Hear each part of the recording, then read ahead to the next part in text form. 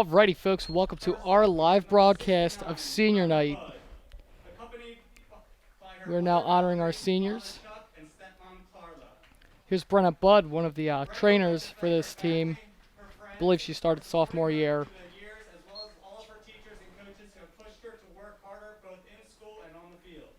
She would also like to thank Coach Chang for the chance to manage such a great group of guys that have made these past 2 years unforgettable.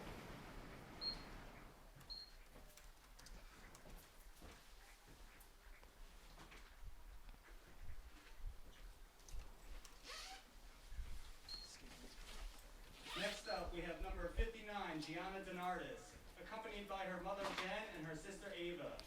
Another one of the trainers, Gianna Dardis, Like number 59. I believe she started around the same time as Brenna. I know they're pretty good friends. Thank all of her teachers and coaches for pushing her to be her best every day during school and every practice. And she can't forget a huge thank you to Coach Chang for allowing her to have the opportunity to manage such a great team for the past 2 seasons. Next up, we have manager Treasure Green, accompanied by her dad Warren. Treasure Green, another one of the trainers. Always a bright, shining smile on that sideline. Treasure would like to thank her friends and family for supporting her through her journey as football manager and sticking with her at games during cold and rainy Friday nights. Actually, funny fact, I got to interview her on my show, PW Personalities, during Black History Month, and she is one of the leaders of the Black Cultural Awareness Club here at Plymouth Whitemarsh. Next up, we have co-captain number 84, Dylan Duran, accompanied by his mother Sharon, his father Louis, and his brother Devin. Duran, can you say enough about him? I mean, the chat started a couple of years ago with D1 Duran with his D1 aspirations, and one of the hardest working people in the room. I remember when he was thinking about playing football in 8th grade, and I'm so happy he was able to play. Such a great leader for this team for many years, and I mean, just look at his size. He does a lot of really good hitting, and last week had a over 60-yard touchdown catch. Tom would like to thank his parents for their support and coaches for all they have done for him along the way.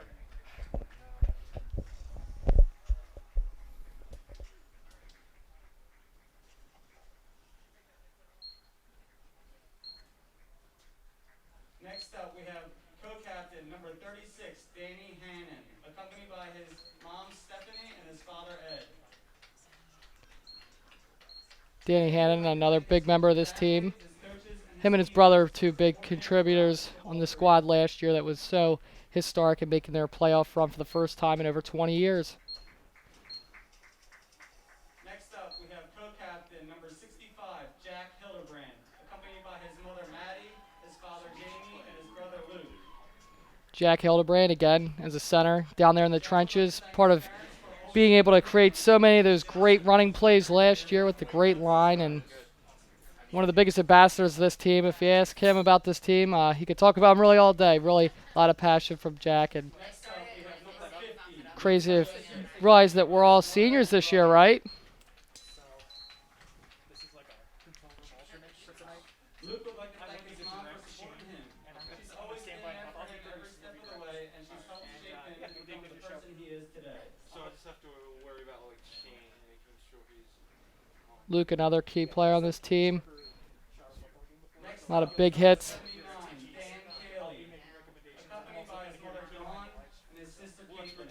Dan Kelly, as you can see, he's holding a picture of his father, recently passed, and really, really great player. And being able to go through that adversity last year and keep playing, and a lot of heart that Dan has, and again another excellent lineman that was part of that historic group last year. Next up is number 11, Zach Lefkowitz, accompanied by his father Mike and his mother Lisa. Zach Lefkowitz, a kicker. Actually, last night at senior night, I was able to cover him on the soccer team, as he's also their starting goaltender.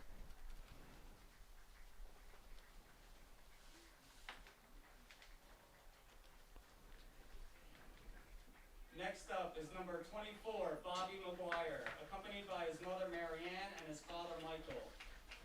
Bobby McGuire, formerly a soccer player. PW was able to utilize his kicking strength this year. And he's a part of the special teams unit. He does, even the things she does not like.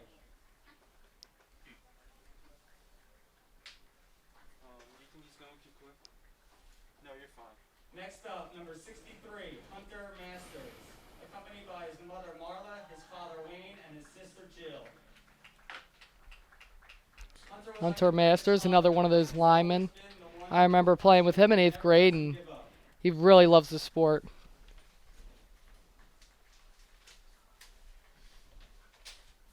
Next up, we have number 9, Joey Molinaro. Joey is accompanied by his mother Nicole, his father Joey Molinaro, his another sister big player on Tiffany, this team. I know it's special Papa teams. Joe, He's really great at being able to fly down the field and get a lot of big hits, also recover some punts, and Joey a lot would of like to passion thank from his Joey. family, coaches, teammates, and teachers for all the encouragement and support throughout the years.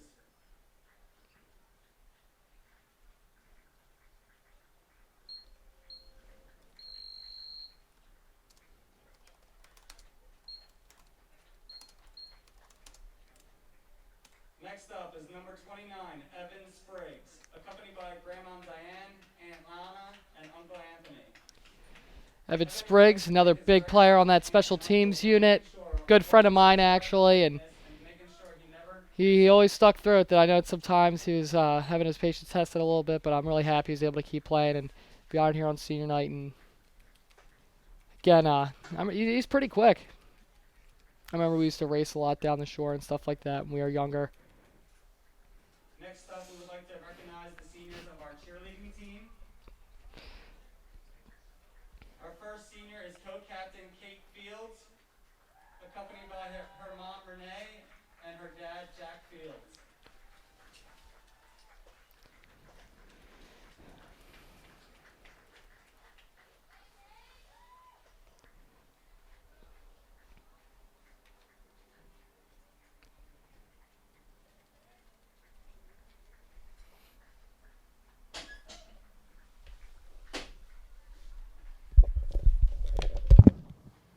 Our other senior co-captain on the cheerleading team is Emily Wilkinson.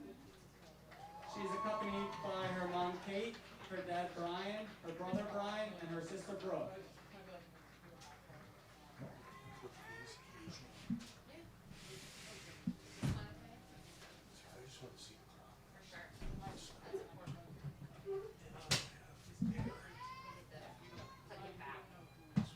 Next up, we would like to recognize the members of the PWHS Colonials. First up, we have senior Gemma Cohen. She's escorted by her mom Sarah, Hal, and her brother Sam Cohen.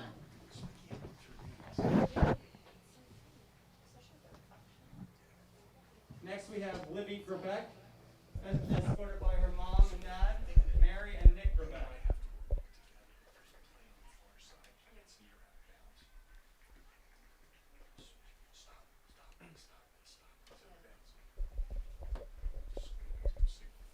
Next up, we have Haley Patochny, escorted by her mom and mama, Jen Wicker, and Darlene Janizelli.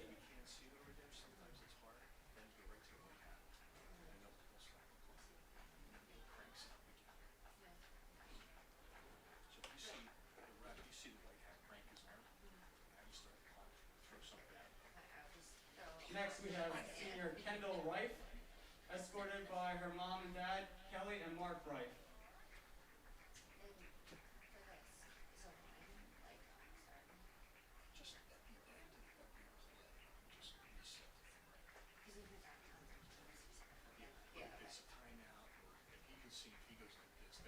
Next up, we have Isabella Schmelzer, escorted by her mom and grandmother Felicia Schmelzer and Chantel Fattori.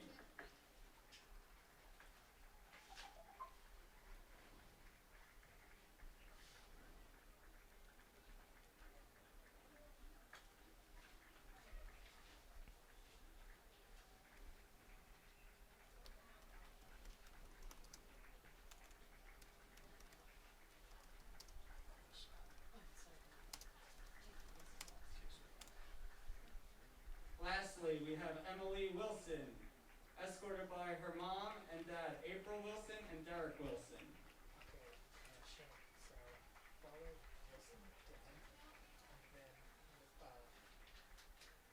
Once the Wilsons are kind of clear, let's zoom out a bit.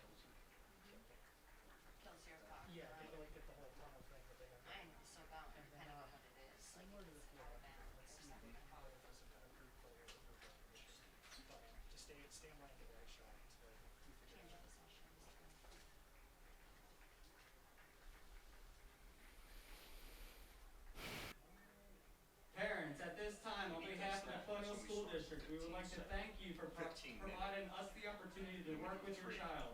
Seniors, we want to thank you for your leadership and wish you the best of luck in your future endeavors. Ladies and gentlemen, let's give our senior parents and our senior athletes a big Colonial round of applause. Alrighty, folks, so that just about wraps up our senior night festivities. We'll now be ready to go in about 11 minutes, so make sure you stay tuned as we're going to have our kickoff here at Plymouth Whitemarsh Colonial football. Alrighty, folks, here we go. Plymouth Whitemarsh football just about to go as we have the Colonials coming in 1-1 versus William Tennent 0-2. William Tennent, however, both of their games decided within one score, losing by 8 points in week 1 and losing by, I believe, 5 points last week. Now, obviously, this year it's a little bit different with COVID, so the Colonials only play 5 games. You hate to kind of oversell a game, but you kind of have to. Every game the Colonials have to win from this point on if they want a shot at playoffs, if that were to so happen. So, again, this game, it's kind of like a playoff game, and the rest of these games are going to be a playoff game. You have to win them. 2 losses, I do not think is going to cut it. So, again, look for them to have a big game. It's senior night. They got their blood pumping. Tennant's having a little bit of trouble scoring this year, Colonials. They're able to put points up on the board. Week 1 versus Wyomissing, they played a team they haven't played in years. Very talented. Really, really big, strong kids. Last week, they were able to get a big win versus Muhlenberg. And that's the opening kick. Solid return there by the Colonials. And they'll be setting up shop around the 26-yard line. Chris McLaughlin last week had 16.5 yards per rush. I mean, he was just doing whatever he wanted versus Muhlenberg. So look for him to be another big player this week. Colonials known for the fear the veer. We'll see if they can be able to maintain the running game early here and possibly open up play action. First down, and it's a keep for the quarterback. And a nice rush. That'll get them to about the 31-yard line.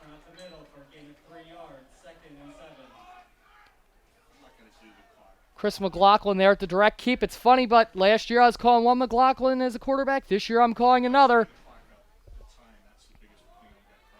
Going into the season, I really thought he was a favorite, and he actually was the backup, was able to work his way into being the starter. And I know from playing football a couple years ago, I always use these anecdotes, but the kid's got an arm, and he can run really quick. So do not underestimate him. And I think the only major difference between him and his brother is just the fact his brother's a little bit taller. A lot of motioning here by the Colonials. It'll be a pitch play to the side. And another solid pickup for the Colonials, making it 3rd and a long 4.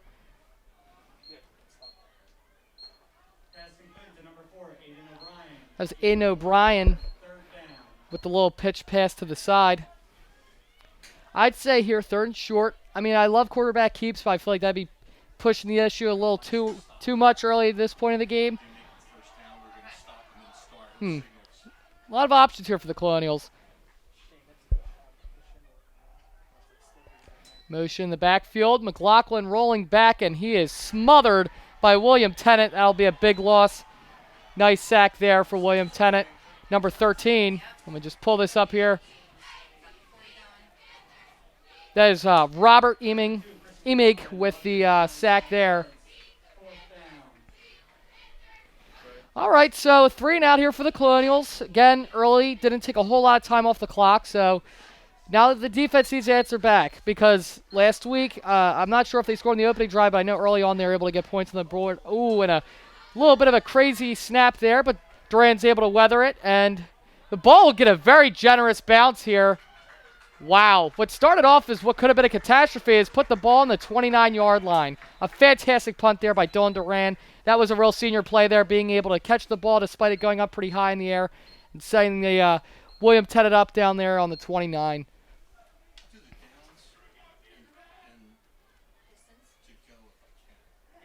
Matt Miller, quarterback here for Tennent. I haven't been able to read up too much this week, so I'm not really sure what to expect, if they're a more passing team or running team. We'll see. You're good. I'm standing. I moved it into every cane. So. I'd say here, I mean, the Colonials, both sides of the ball have a great line. I like pressing the issue early, getting some blitzes, getting in the quarterback's face, making him have a long, uncomfortable night. Run play, and that'll be a nice pickup of about 5. That's number 29 of Tennant. That's Cibello's.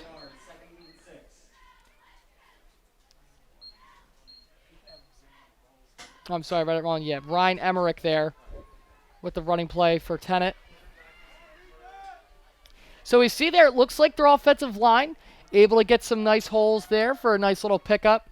Again, high school, 5-yard run, it's really, it's nice. It's not like the pros where you're looking at every little yard. And we have a nice play there, almost complete along the side, intended for number 10 of Tennant. That was Derek Kosneza. I really like that play by Tennant. They had a wide open look there along the side, just the quarterback had to scramble a little bit, threw the ball and just put a little too much on it. Again, could be pregame jitters. He's got to settle into the game. But if he could get away with that look again, I think that could be a play that could be very detrimental for the Colonials, as he had a lot of open grass downfield.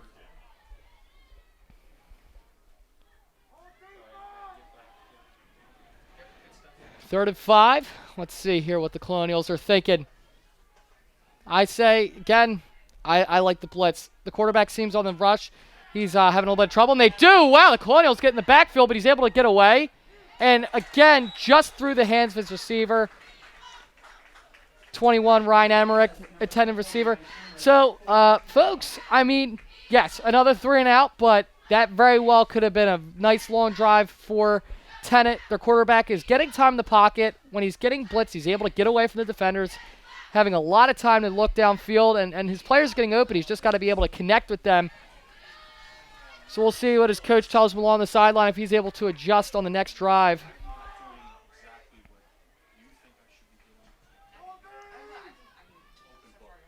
Their quarterback also is senior, Matt Miller. And we have a flag. Let's see what this is. All right, see if you can get the referee who's going to be making the call. And I believe we have a delay of game on the punting team. Oh, no, an illegal substitution. So I'll push them back 5.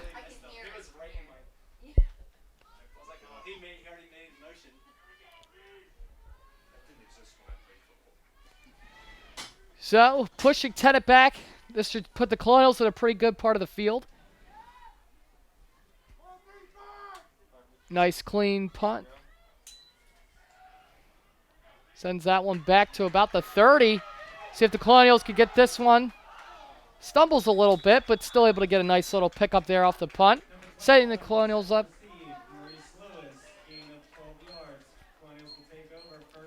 Maurice Lewis there with the punt return. The Colonials will be set up almost at midfield, so nice field position here. We'll see if they could dial up some different stuff here in the playbook. Try to get the ball past midfield.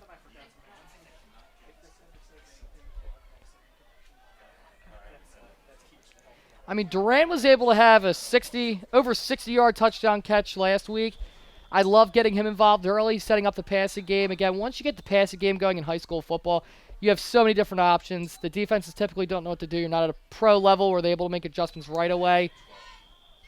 So I love a big pass play early on. Again, you're on first down, so you can gamble a little bit, take a shot. All right, and have to slightly realign the ball. So now the chain gang will just have to move maybe about a nice 1.5 feet. Colonials on the 44-yard line.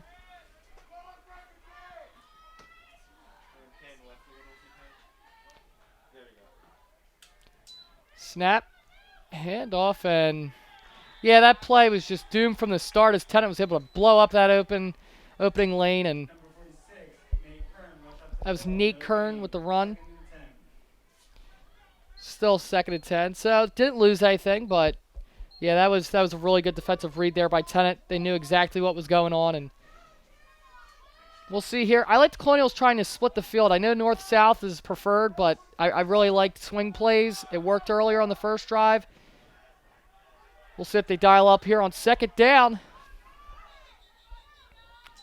And we have another whistle here.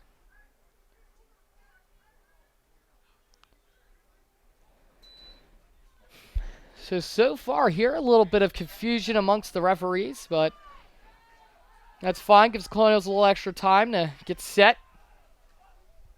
Motion the back, and it's a pitch play. There we go. That'll be some nice yards for the Colonials, and that will give them a nice first down there. If the ball's in position, if they're running, if you can catch who it is, then I would try zooming in. But it can be Very nice pickup play there for the Colonials. tangled up with a lot of players gathered together, so. Yeah, if you're ever completely unsure, the fail-safe is just keep it wide enough so that the audience can see mostly everything. And hate to say it, folks, I did say it. I like them going East Coast, West Coast, and being able to open the side of the field. Last year, Pacella, that was their bread and butter play. If they weren't handing the ball to Brian Dresnes, he would be able to get to the side. I mean, he had several over 40-yard touchdowns on pitch plays just like that. Colonials with their linemen, they're able to get a lot of people tangled up there and no man's land in the trenches, and it just leaves a lot of open field. Really, all you got to do is beat out the corner.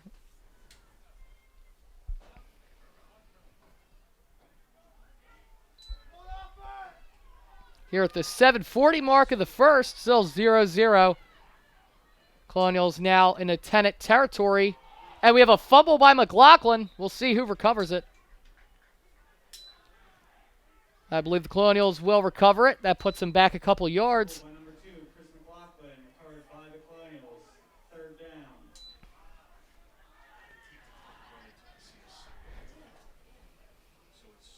Looking at third down here. You're at midfield. I'm not too privy on how the Colonials punting has been this year, but typically last year at this point, this would be 2-down territory. So you could have 2 plays here, do a nice little run play, and then maybe another pass play. You have a lot of options, but typically that's what they were resulting to at this point of the field. And again, gobbled up there, maybe able to gain about a yard. That'll set up fourth down. Gain of 1 yard. 4th and 12. 4th and 12 here. And I believe the Colonials will punt here.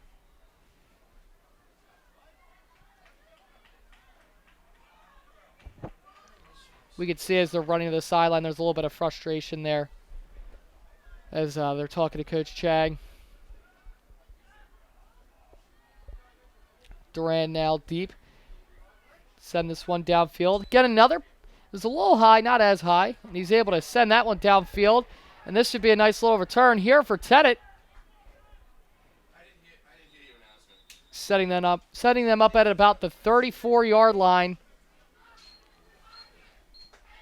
I would like for those snaps just to be a little bit lower. Again, you would hate to see a fumble back deep in that part of the field. I know Duran would be able to pick it up and wouldn't have any issue, just being able to keep his ground, but it moves the ball in very much the spot of the field you do not want Tennent at. We're seeing their passing games able to get open. It's just we need to see a connection between the quarterback and his wide receivers.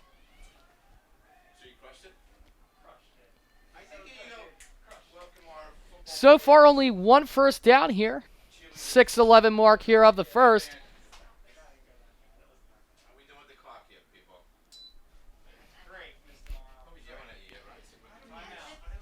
All right, and we have a timeout.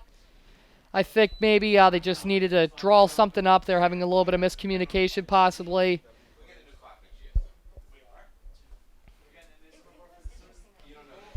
It's fun to be back here calling football. I really, with this year and everything that happened, I was scared that we wouldn't be able to have it and enjoy it, but we do. We're here in the booth. We got CITV, and it's a great thing. We were a little bit worried going into this game that it would be a lot like Super Bowl XLI in 2007 between the Colts and Bears, notoriously a very rainy, sloppy Super Bowl, but this game it was able to blow over. We had a nice little sunset going into it, and it seems like we should be dry for the rest of the night, which is great because, again, in high school football, that ball gets a little bit wet and slippery. It could be a long night for both teams. I mean, definitely for the staff and the parents back at home having to clean up those jerseys. And we have a direct keep for the quarterback, trying to turn upfield and just unable to get anything there as he is gobbled up there. That'll be a loss of a couple yards there for Tennant.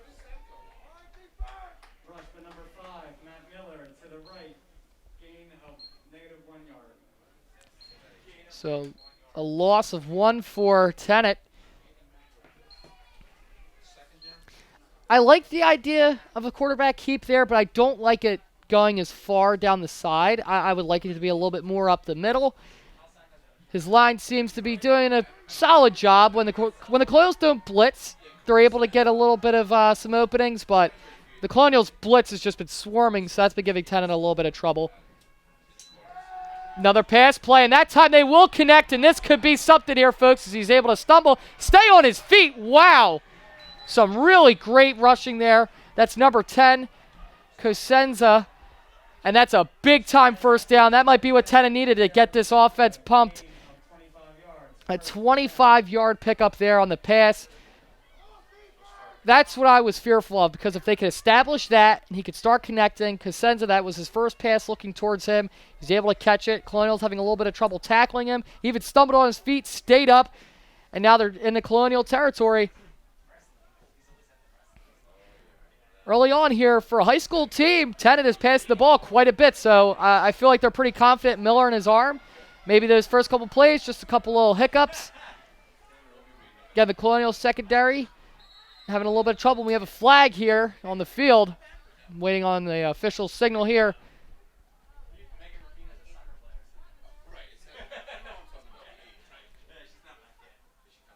And that will be, I believe, a legal shift on the offense, sending them back a couple of yards.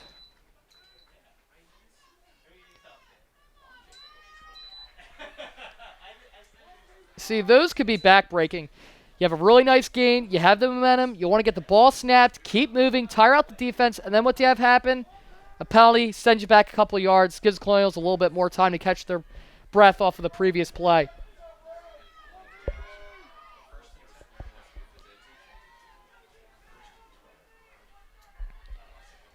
Again, they're looking pass here. This is aggressive and trying to look, I think, I wasn't sure if that was just an overthrow or miscommunication, but again, he was looking for Cosenza. Setting up second down. Tennant is aggressive so far. A lot of passing early on here in the first, trying to just establish that. I thought they'd be a little bit more run-heavy, but I was mistaken, and I think they're playing on the Colonial weakness right now. They're trying to pick apart that secondary. Again, that's all it takes. A couple of those plays being caught, and there could be some points on the board here. I'm sure at halftime the coach will talk to his QB, try to get him and his receivers on the same page. And another keep there. Able to pick up almost what was lost on that penalty, and it will now be third down. Passing, it's been iffy, but I would say definitely look for the pass here on third and long. I mean, this coach is not afraid, it seems. He really pass-heavy so far. I would say here for the Colonials defense, you got to do what's been working, blitz. They've been having trouble all night trying to stop the blitz. Go in, hit them, and get the ball back in the Colonials' hands here in this latter portion of the first. Try to see if they might look for someone else here on this passing play. And we have another whistle. And we have another timeout here on a big third down. Time for some adjustments here. Maybe Tennant saw a look they didn't like, so they wanted to have some more time to look at their little bag of goodies and see what they can come up with here on third. At this point of the field, again, not too sure how their punting and special teams is, but I would definitely consider going for fourth if it's a fourth and short situation. Miller really looking great tonight with his rushing. He's been going out to the outside, but when he goes up the middle, he's able to pick up yardage every time. And if it's only a 2-yard rush you need, typically you'll get that in high school football. a new thing that we've utilized this year at CITV is live streaming, as we're on this live stream right now. And it's really exciting to be able to give you, the fans, the ability to watch this, as we know that attendance is limited due to the COVID-19 pandemic. And for those viewing, we appreciate your viewership, and definitely looking forward to being able to expand upon this with other sports in the near future. We hear the Imperial March theme from Star Wars, and we have a blitz there. Quarterback just tries to get rid of it, and it's a nice connection there. It will be 4th and short. Again, another connection between Cosenza and Miller. I think they're on the same page right now. I'd say go for it. I really like going for it here. You don't have much to lose. Colonials were set up and shop at right around the same part of the field on the last drive, but I think they're bringing out the punting team here. We'll see.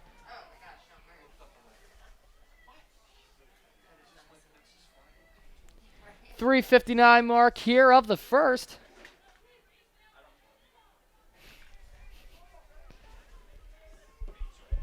Yep, and they will punt. So, again, they were a little bit aggressive. They kind of shifted the perspective, and now they're going to punt here.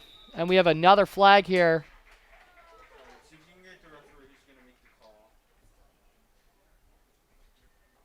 And I believe we have a false start on the offense. I saw a little signaling there between the two officials.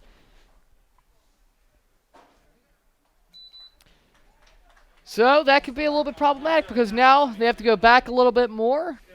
Looking at a punt, you want to set the Colonials up deep in their own zone, have to make them go the entire length of the field if they want to score.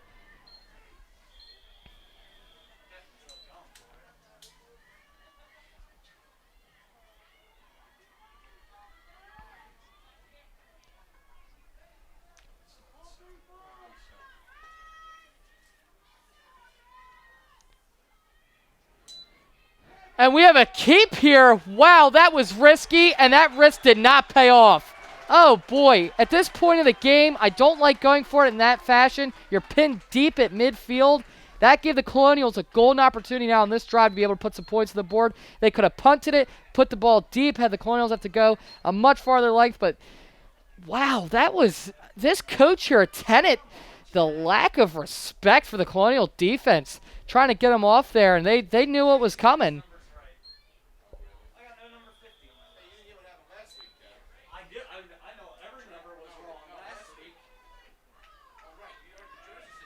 That was interesting. Wow. I mean, Tennent, you lose the first two games. You're feeling a little bit desperate. Maybe this game they really want to just get a lead early on here. But, wow, that was bold. McLaughlin looking deep downfield and just past the outstretched arms of number 41. That is Andrew Feo-Kavitz. Or I believe it might have been Phil Taramina. I'm not sure. I heard one thing off the loudspeaker. I'm looking at my stat sheet here, and I'm seeing another thing. Regardless, could have been a really nice connection there for the Colonials. They're starting to open up their passing game now. Last year, the Colonials didn't really need to pass it that much because they had such a powerful running game with so many different contributors. But this year, the passing game's been opened up, and it's cool to see him open up in the air. And now we have McLaughlin. Again, another big chunk play for him as that will pick up a Colonial first down. Like I said last week, McLaughlin had 16.5 rush yards per attempt. If he was on fantasy, that's the type of guy you want to be on your starting lineup every week.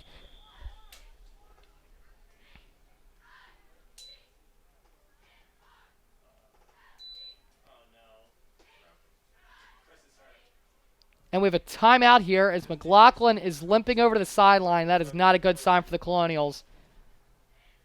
Hoping he is okay as he's going over to our trainer, AJ, at present at every game and one of our biggest members here of the sports community, and can't thank her enough for everything she does for these players.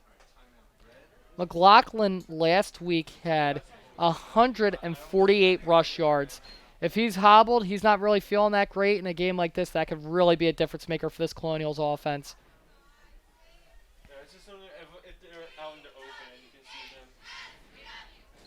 We hear our cheerleaders cheering. Again, great to see them back, and the marching band, and You kind of forget sometimes that we're still in the middle of a pandemic, but all teams able to respect the distancing guidelines, restrictions, and make this happen.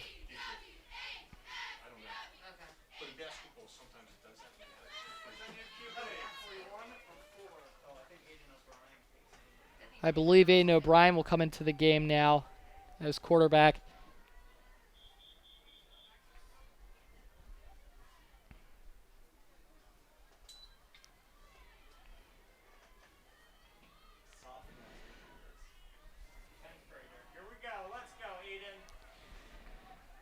Alrighty, first down here, William Tennent's side of the field.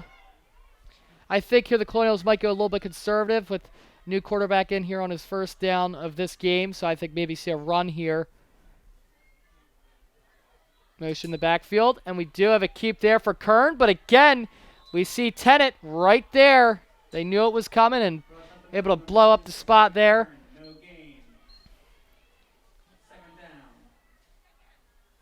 Uncharacteristic of the Colonials. Typically, they're able to get a little bit more spacing for the running backs. We'll see if all game that's going to be a factor, and if the Colonials are going to have to turn to the passing game. Again, McLaughlin's more of the passer in this scenario. But, I mean, hey, O'Brien, if he's feeling comfortable, let him throw it. We see signaling from Coach Chang. Might be an audible at the line here. Second down here. You got a new quarterback in. What do you want to do? Blitz. Get him really uncomfortable. We have another give there. Let me just check. I believe that was Kern. Another couple yard pickup. Number 46 up the middle. Gain of 5. Third down. All right, so third down. Oh, man. What started off as an electric drive now is quickly lost to win for the Colonials. McLaughlin going to the bench. Not what you like to see after he had a huge run of over 10 yards and definitely going to be a tight game. I think if you took the over, you're starting to sweat a little bit, as this one very low scoring so far, 0-0. And we have a keep. And O'Brien, again, right up the middle. Part of what was big on that play, that was number 10, Cosenza, playing both ways. See if we get right in the middle, slow his momentum, and now it's fourth down for the Colonials. We don't see any new personnel coming onto the field, so this could be a fourth down try here for the Colonials. I mean, Tennant did it last time.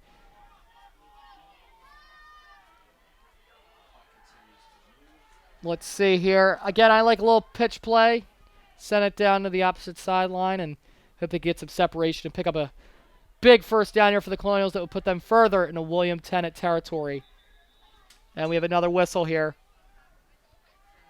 Timeout Colonials.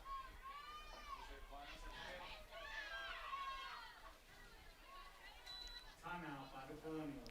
I'm just looking to see if any personnel get shifted onto the field and signal that it's going to be a punt, but I do not believe so. I think Coach Chang saw something he didn't like, called the timeout, and now they're going to go back to the drawing board. Well, we have a quick break. This Monday, we will be at the final game of the PW volleyball season. Excited for them. They've had a really good year. A couple key seniors that have been on this squad for several years, including Asia Smith, who was on this team for all 4 of her years on varsity. Huge players was Kirsten Swider, Julia Walker, Jordan O'Brien, and Chloe Seener. They have a new coach this year, Mr. Stewart. Also a diving coach here at PW, really great guy, one of my favorite teachers here at Plymouth Whitemarsh. And we see McLaughlin going over to the side of that huddle, so maybe he's coming back into the game now. That's a great sign for the Colonials. I definitely like just seeing him be able to sprint out there pretty quickly. Seems like his leg, maybe he had a cramp, something like that.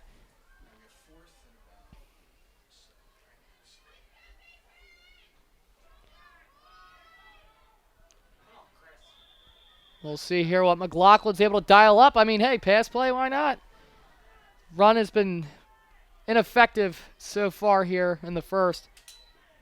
And it's another keep.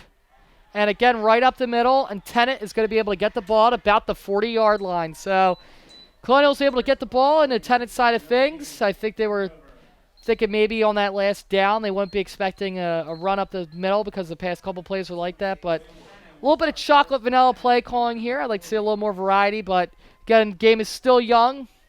Both teams' defenses looking to be dominating this game, especially the lines.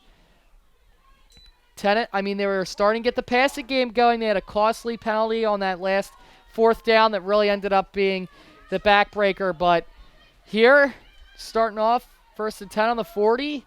Big open field. Their wide receivers are getting separation. And I believe that will be on the Colonials as he's able to get him with a hard count there. Yep, encroachment defense. Encroachment by the defense, 5-yard penalty. Repeat 1st down.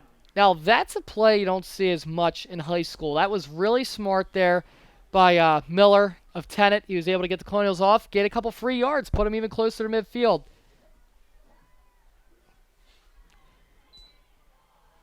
I mean, that's the biggest thing you're taught at those practices. Watch the ball, do not move till the ball moves. And they heard the voice, so I guess it must have just tempted them a little too much. Chomping at the bit, and we have another signal, I believe, that will be on the offense this time, is a couple Colonials pointing.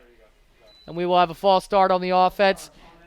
3 of the linemen ever so slightly flinched, and that'll be enough to give them the penalty there. So they moved up 5, go back 5, so now they're at the same point of the field. I mean, wow, this is now their 3rd different play call on 1st down here.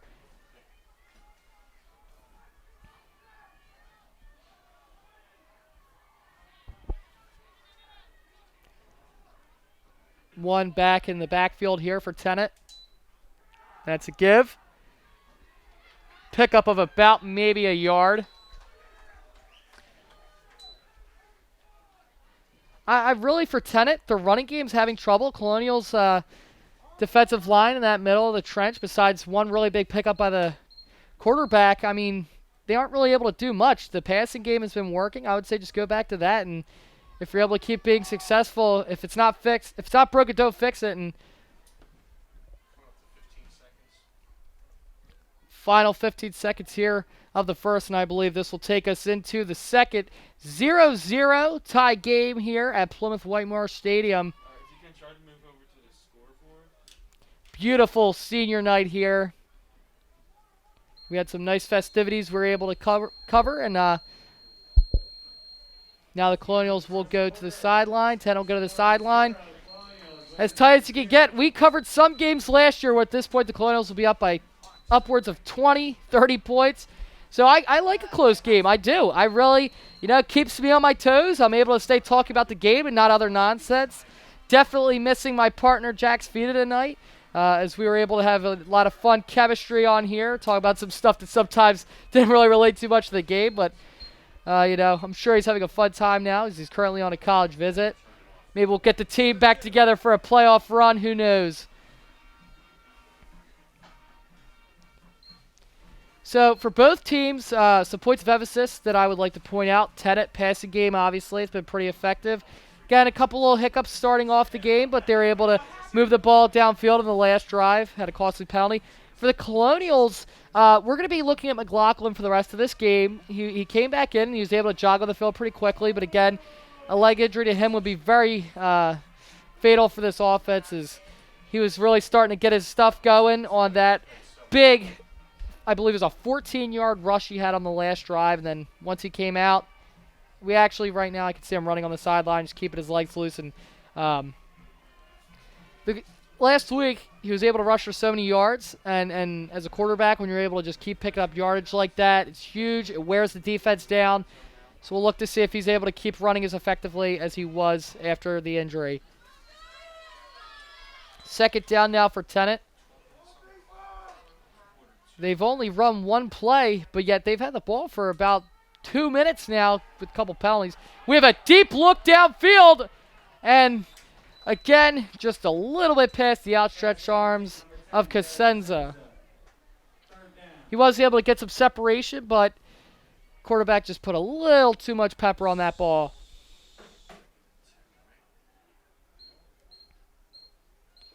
A lot of passing here. I mean, this looks more almost like an NFL playbook from Tennent, as they're really just going heavy on the pass.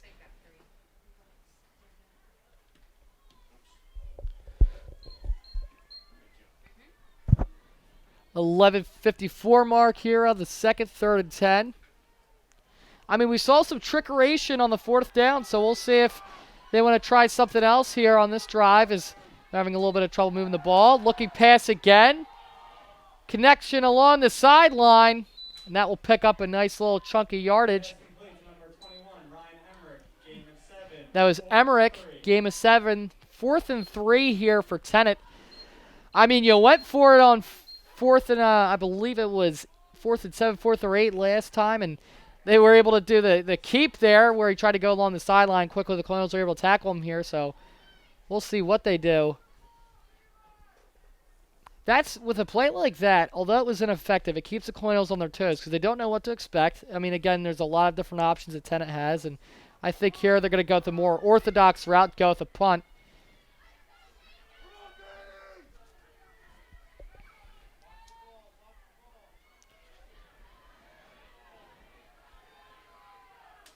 Clean snap.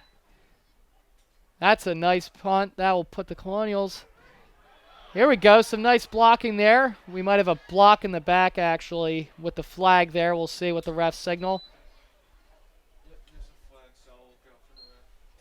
At about the 24-yard line.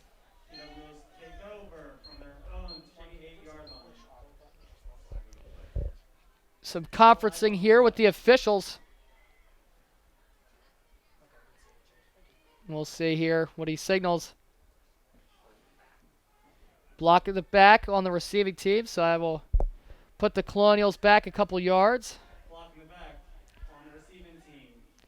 Yeah, it was a nice little play to try to get some open field for the Colonials, but unfortunately not a legal one. Pinning the Colonials deep here in their own territory.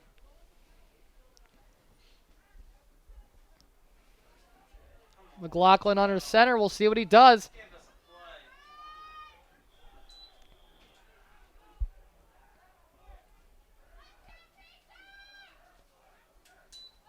McLaughlin looking downfield, and he will connect. Big time first down there. That's number 4, Aiden O'Brien. So he took a snap as quarterback. He's catching a play as a wide receiver. I don't know. He might be a little Swiss Army knife there, Aiden O'Brien. Colonials starting to get the snap off a little bit quicker. No huddle. Nice little chunk yardage play. About 3 for the Colonials. That's a great play. I love a pass play like that. Open field. Get them out of their zone. Kind of take the edge off a little bit, if you will. And now the Colonials have a little bit more to work with because they're not pinned back as deep. Gain of 1, second down.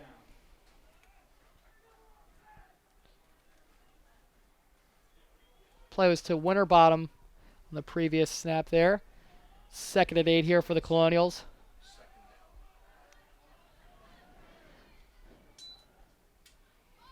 Handoff to Kern. He'll pick up another couple yards here. Colonials fairly distributing the ball here. They got a couple runs, couple passes. Definitely a little more balanced than Tennent. Tennent's very pass heavy so far.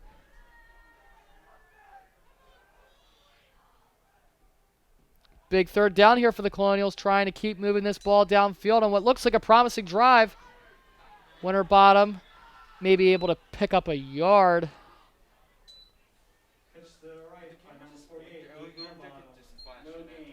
No gain, actually. 4th down and 7. I don't like it this part of the field. Again, you're in your own territory. I like taking it safe. Durant punt. Another drive that started off with some promise and lost its momentum. And now Tennent will get the ball back.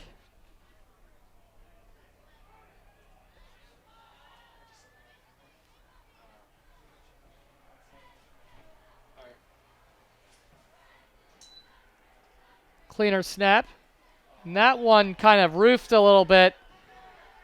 And it has an unlucky bounce forward.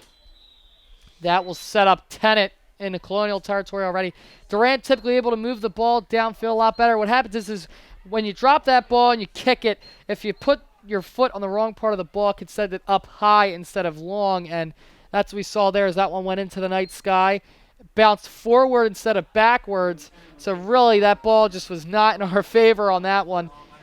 Now put the Colonials defense in a Tennent territory here.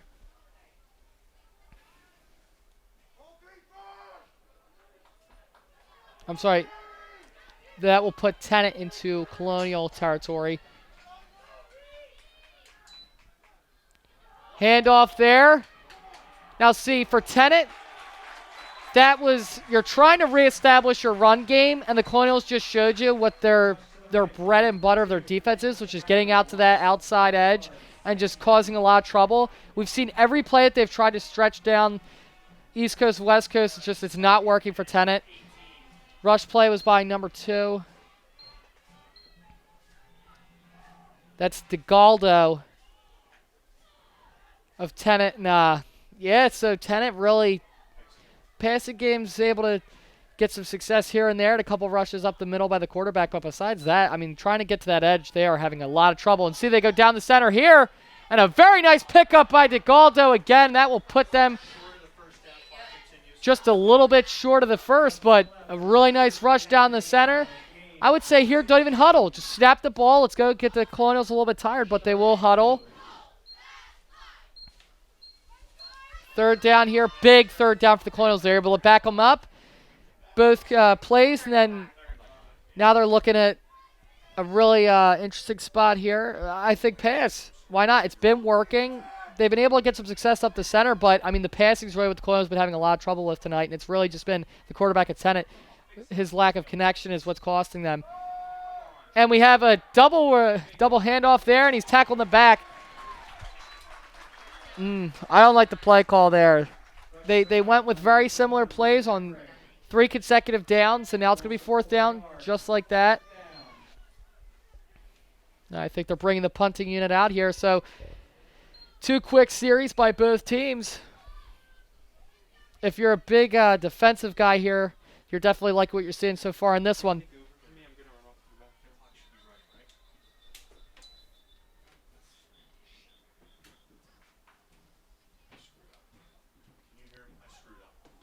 .756 mark here of the second.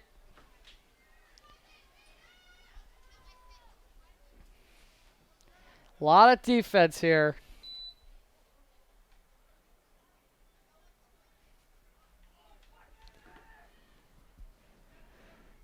We hear a little bit of talk between the ref and I believe that.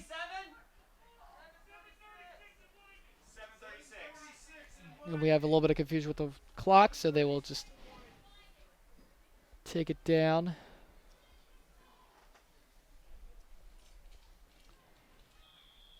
And play will resume here on 4th down. So that gives Colonials a little bit of time to catch their breath. Give it to them every time, right? All right. Wow, he was rolling a lot there. I thought he maybe could have been trying to do another run play, but that'll be kicked out of bounds. We'll see where the official stops at about the 21-yard line. Now the Colonial possession. We'll see if they dial up here. Again, you're starting to get towards halfway, or actually you're past the halfway point of this second quarter. See if they can change it up. Get William Tennent off guard. Get some points on the board here. Again, this is the type of game where, I mean, hey, Tennent lost 14-6 and 14-9 in their first 2 games. So both games as tight as you could get and low-scoring affairs. So this is the kind of game they want to play. They want to play a low-scoring game. They're within striking distance. Here we have a nice pitch play to O'Brien. And he still stays on his feet. Look at that. It takes 3 defenders to bring him down. That'll be a pickup of about 3 for the Colonials.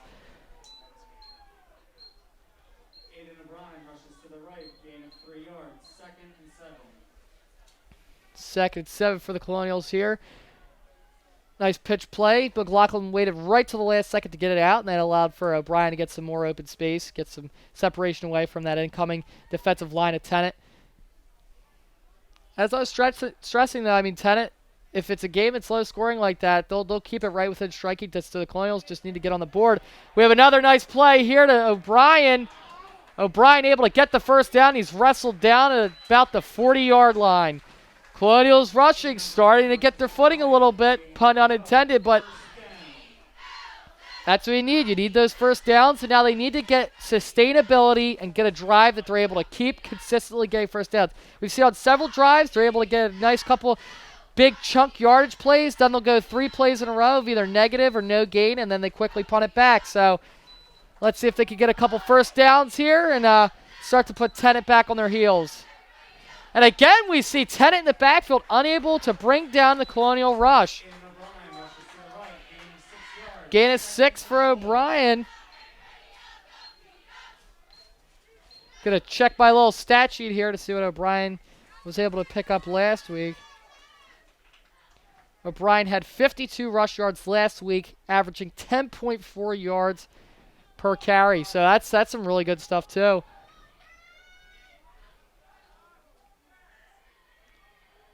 Motion in the backfield.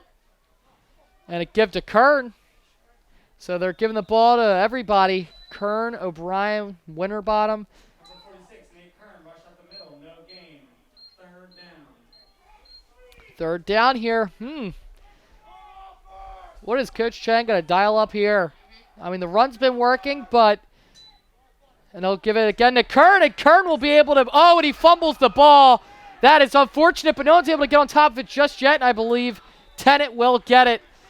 Oh, man. We'll see if Kern was down, but waiting. We have the whistle here by the officials. We have a flag. A lot of confusion here. I think they might call Kern down by contact. There's also a flag in the backfield. Personal foul. Offense. Personal foul on offense.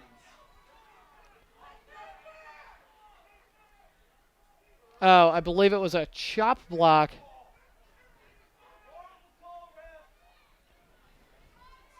And I believe they ruled Kern down by contact, and there was a chop block there. So that'll put the Colonials deep.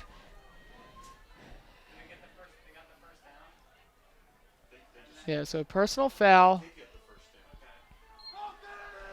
So I believe they gave the Colonials the first down, but then the penalty there negated the gainage they had. So they're able to get a couple more downs, but they're now back into their side of the field. No, I'm sorry. Tennent has the ball. I can't even... Yeah, can you tell it's been a minute since I called a football game, but another connection there. Cosenza, he's able to pick up about 7. Pass complete to Derek Cosenza. Gain of 6 yards. 2nd down. All right, so now with all the confusion settled, what happened was, I believe, it was they ruled Kern down by contact, but then the penalty was able to push Tennent up a couple yards downfield. And now, again, they're on the Colonial side of things. They're starting to get towards this, the farthest they've been down on the Colonial side. We'll see if they can get some points here off a costly penalty and start to crack this one open. Nice run up the center there. Pick it up about 2. That will be 3rd and short. Play like this, I think from what we've seen earlier, I like a Miller keep. Rush right down the center. They're having a little bit of trouble stopping the plays right down the center, especially with Miller.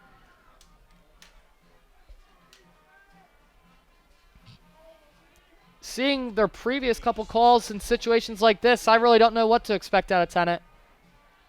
And it will be a keep. And I think he's short. Wow, Colonial defensive line, big time stop. It's 4th and maybe a couple feet. 4th and 1. Let's see what they dial up. And we have some movement, maybe a fumble.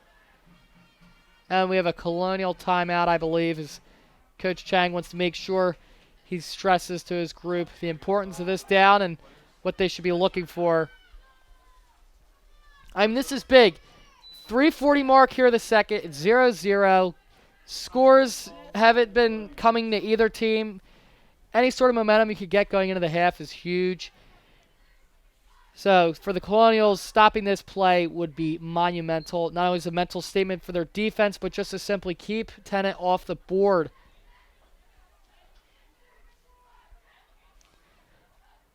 This timeout also gives the players an opportunity again to just catch their breath. Tennent running some pretty quick consecutive plays here on this drive.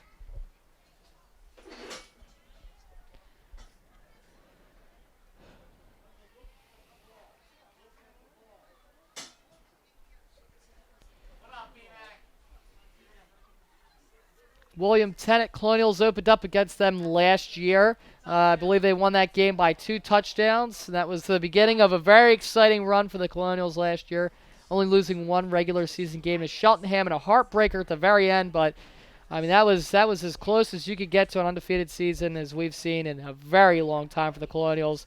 That was a fun group this year. Lost a couple pretty big seniors, but it seems like the seniors that came up, a lot of them able to fill those roles, and obviously, there had to be some realignments with the COVID-19 restrictions and different teams not being able to play. And so it's a little bit of harder competition for the Colonials, but they're still holding their own. And I believe that will be, wow, and he keeps moving. That will be a first down, I believe, for William Tennent.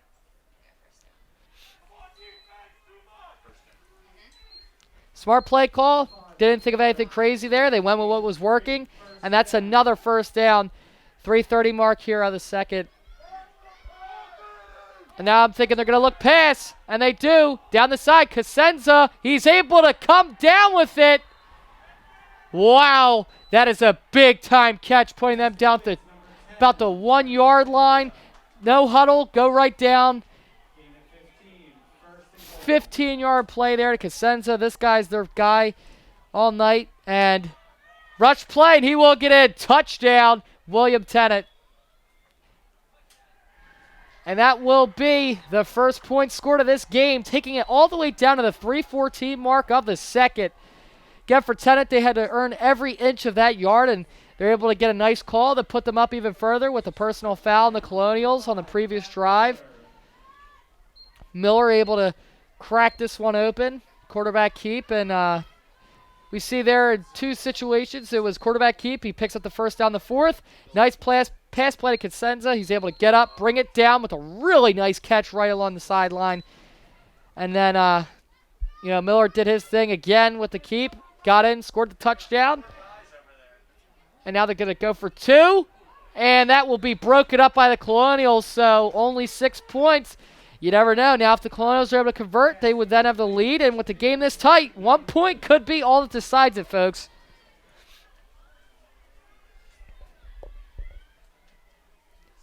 For the Colonials here, so I believe they did, they kicked off and Tennent started. So Colonials will get the ball after the half. You could score any kind of points here. That would be big. So that way you have something to go into the half happy with.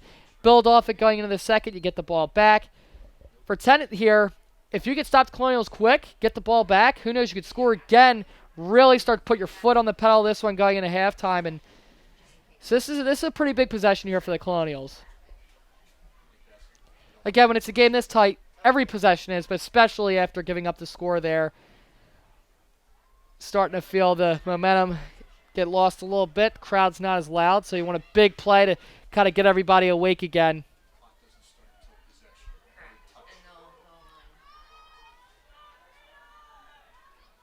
If Tennent was like heartless, right? They wanted to just demoralize the Colonials.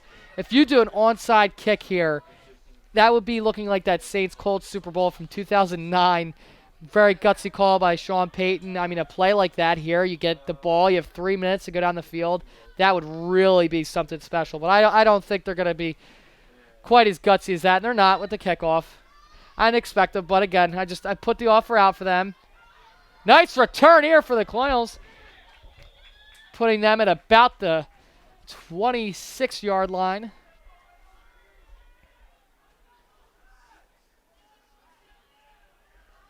Maybe 27.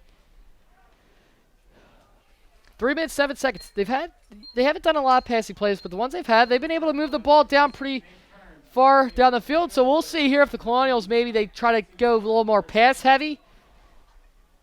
I mean, they're able to grind away those yards, but it's just stuff backs them up, and then that's just been how all these drives have had their downfalls.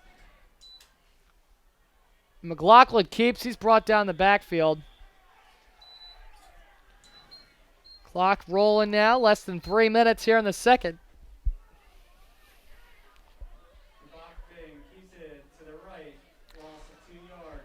Second down. I'll say this. I'm not a coach, but when the other coach is going as aggressive, they're doing all these passing plays, I like opening up the pass. Try to go with them. Go blow for blow. Tire the defense out. Really stretch the field and keep them on their toes. Colonials, again, it's a little chocolate vanilla, and they're going with the pass here, which I love. Looking deep downfield. That will be caught at the 50. Big time catch there for the Colonials. That's what I'm talking about. Play was caught by number 41. By number 41, Maurice Lewis. That's Maurice Lewis. Colonial, 1st and 10. That was, I mean, I couldn't have drawn that up better. Put the ball right at the 50. Passing game's looking great. Keep rolling with it. I like that here at this point of the game. You need to move the ball downfield. You need to move it down quickly. And they're looking past again, but McLaughlin will get rocked in the backfield. And I think Tennant will pick that up. Oh, that could be a big backbreaker here. We're awaiting the signal, and it will be Tennant ball. I'm going to say this. Yes, very unfortunate the fumble happened there. The outside edge for Tennant was able to get to McLaughlin really quick, hit him hard, get the ball out of his hands. But I like the Colonials going consecutive pass plays there. They were starting to move the ball downfield. McLaughlin's starting to field a little bit more. I really don't want them to shy away from passing just because of that play, because it was starting to really work. It's been working. For Tennant's defense, that was huge. You have 2 minutes now. Try to get any kind of points on the board here before the half. That would be huge. Looking pass. Colonial's able to get to him, but he's able to avoid the sack, run out of bounds. He'll lose maybe a yard or two on that, but big time rushing there by Miller, because that could have been a huge loss that really took a lot of wind out of their sails on this drive. Colonials defensive line, that's big there. You need to give him as little time to work in the pocket as possible so that his receivers can't create that separation they've been getting, can't move the ball further downfield than they have been, and so that was big by their line, and they need to keep that up. At this point for the Colonials, you're late in the second. Just keep the ball out of the end zone. No funny mistakes, no penalties.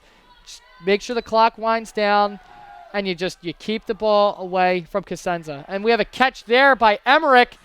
He's able to get the ball at about the 28. Now we're at the 143 mark here, the second. Pass complete to number 21, Ryan Emmerich, gain of 20. Those are the two people it seems that Miller really feels comfortable with, Emmerich and Cosenza, both with a couple catches in this one. And that's where it gets tricky, because now they have a little bit more time to work with. You have over a minute. In football time, that's quite a bit of time. You have a lot of options here. Colonials defense starting to look a little bit weathered. And we have an interception by Nate Kern. Wow, oh, wow. Let's see if he can get a nice return here. Brings him to about the 39. Let me just tell you this. That's the biggest play of this first half. The Colonials, I mean, that drive was looking beautiful for Tennant. They're marching down the field, a couple really nice completions, and then you get the interception. You have a minute and 11 seconds. That means you could score here before the end of the half. That was ginormous by their defense. You need turnovers like that to stay in a close game like this. Cannot give Kern enough credit where it is due, being able to read the quarterback's eyes and pick that one off. And a nice little return, too.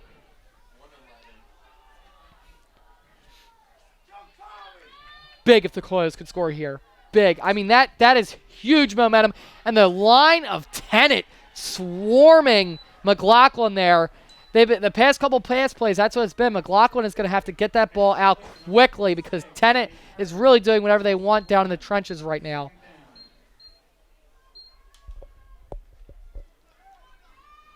.50 seconds, clock's rolling down now.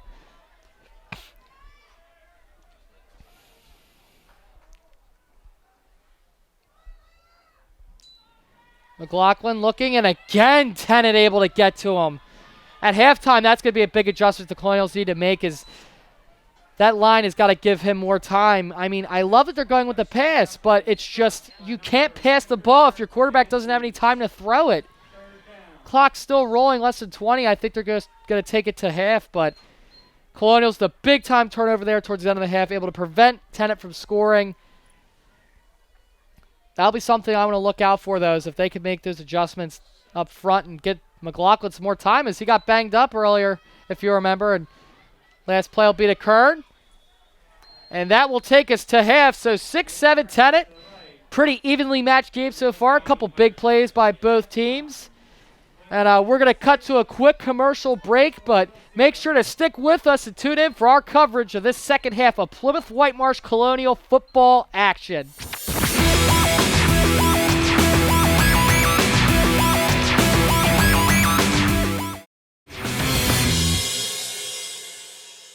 Welcome back for our presentation of the second half.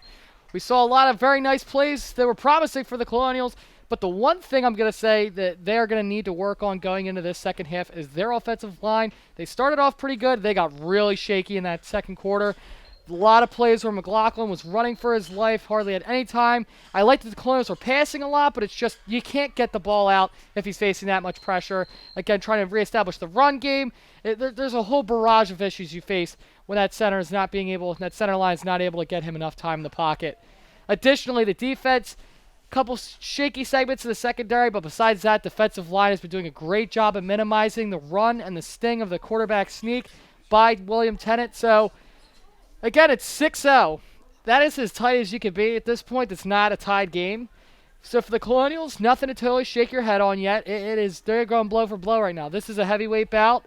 Probably going to go to maybe the distance, dare I say, overtime, but we'll see. We'll see.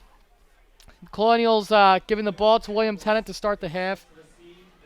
If you remember, Nate Kern was able to get that clutch interception that prevented William Tennent, who was driving deep down the field, from scoring a second touchdown. We'll see if they can build off that momentum. I think their coach probably is looking at how open a lot of those wide receivers are getting. I think the Colonials saw that as well, and they were probably working with their corners to try to make sure they clamp down.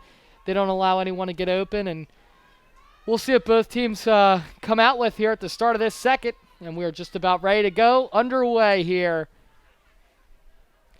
Deep kick, and that will bounce into the end zone for a touchback. Zachary Lefkowitz with the kick there, and that was just about perfect there, setting it the length of field into the end zone. Because sometimes on a kickoff, you send it a little too high, they're able to catch it at the 20, and then they could get another 10, 15 yards out of it, and then your team's set up at the 35, 40, and you could do a lot of damage. So it's good that he was able to get that one as a touchback, put it on the 20. At this age level, I'd say kicking it out of the end zone. If you can get it, you can get enough footing on it, do it every time. Looking like we're going to see pass here on the first down. Tennent just really motion in the backfield here, but really they are, wow, and a big-time catch there. Oh, my goodness. How was he able to haul that one? And that was almost a pro-caliber catch there. Cosenza again. Miller's guy. They're starting to really get in sync here. In that second, really, I believe they connected maybe 5 times. Another connection there. Able to get him a first down. And nice little play across the middle. Miller definitely seems to have worked out a lot of those jitters he had in the first quarter. Couple overthrown balls, but he's starting to really thread the needle here. And now a nice run up the center. That'll pick up a nice little yard. He had to work a little hard for it, but that's Delgado.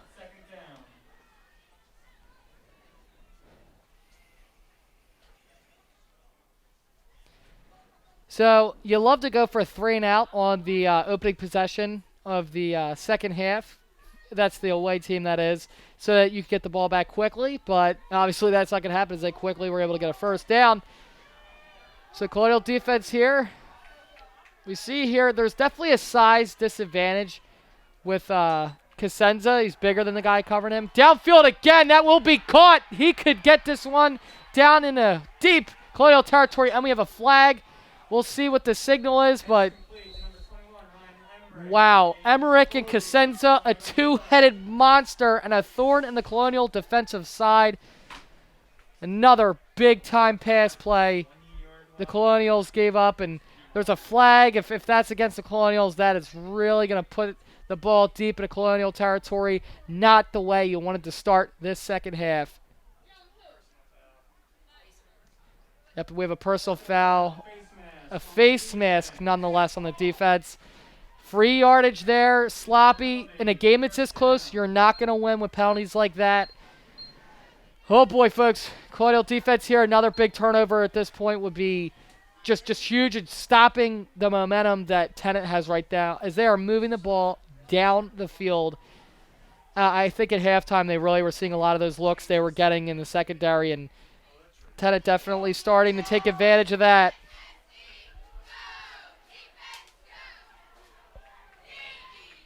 Look at a pass again. No remorse from William Tennent right now. That's a keep for the quarterback.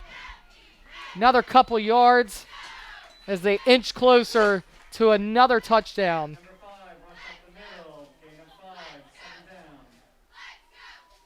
I would like to highlight this, though. Colonial typically has a solid record when I attend games. I believe it's maybe like a 750, something like that. I've only seen a couple losses, and they've typically been in runs in the playoffs. But last night I was at a game, it was 3-0 for the boys' soccer senior night. They were able to actually come back tight. They ended up losing the game 5-3. But in high school sports, it's very unpredictable. Very quickly, the tides can turn, and there's a lot of points being put up in a very quick amount of time, and the games immediately come right back. So the Colonials here, if you give up a touchdown, it is very far from over. You have so much time to work with. McLaughlin was starting to get his passing going. It's just we really need to see some adjustments in this secondary. The center line on offense needs to get McLaughlin more protection, and the secondary needs to clamp up because right now Miller's just he's feeling it. When you're connecting like that, you're really starting to put the ball exactly where you have to put it. And for the Colonials at this level, I mean, secondary is hard to come by. It's like the NFL where you have these all-pro, super speedy guys that are all over these people. I mean, it's when you have a really tall, fast kid, typically it's going to be really hard to cover him, especially if the quarterback can find him and consistently connect with him.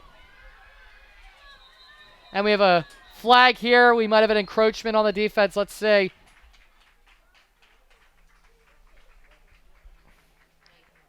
Oh, we have a delay of game on the offense. So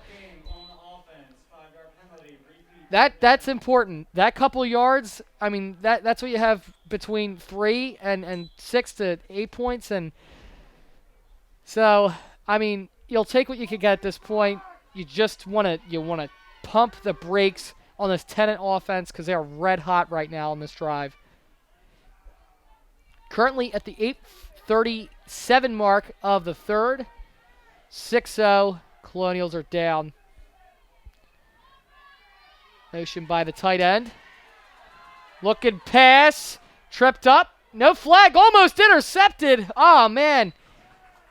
McLaughlin, the quarterback back there in the secondary, almost playing a little bit of hot potato. Maybe could have got an interception. That would have been really big. But, hey, you take a pass breakup. It just builds a little bit more of that mental confidence they need right now in the secondary because you can tell that they're a little bit shaken up with a couple huge completions already in this half by William Tennent.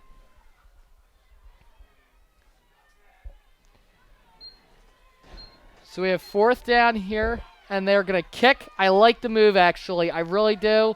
You're not trying to force the issue too much, and it's good.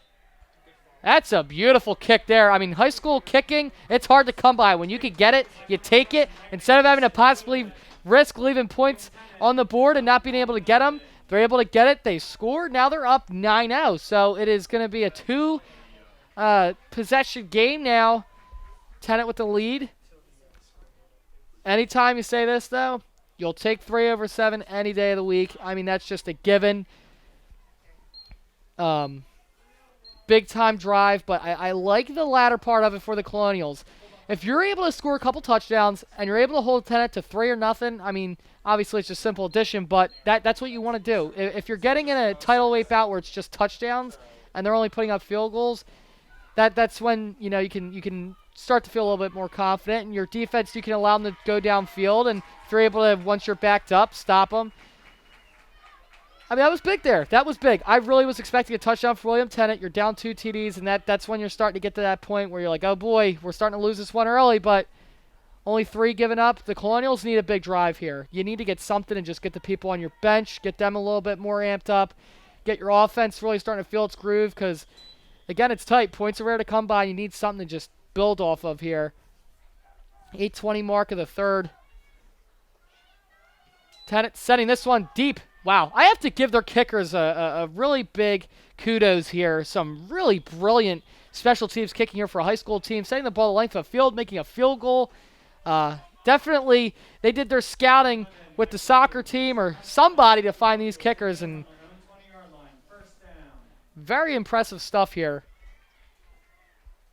Special teams, it commonly gets overlooked, and it really can make or break a lot of games. If you're sending kicks only 10, 15 yards every time, you're setting the team up almost on your side of the field every time, that hurts. But when you're able to send the ball the length of the field like that consistently and put the Colonials back deep in their zone, you're making their night a lot harder because, again, they need these long drives that they've just not been able to get. McLaughlin there with a nice little run. They'll pick up about 5 maybe. About 4. Almost there.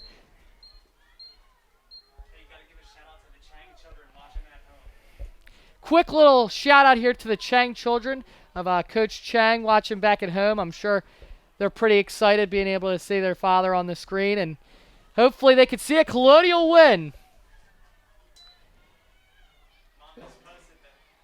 We have a handoff by McLaughlin over to O'Brien. He'll pick up another couple yards.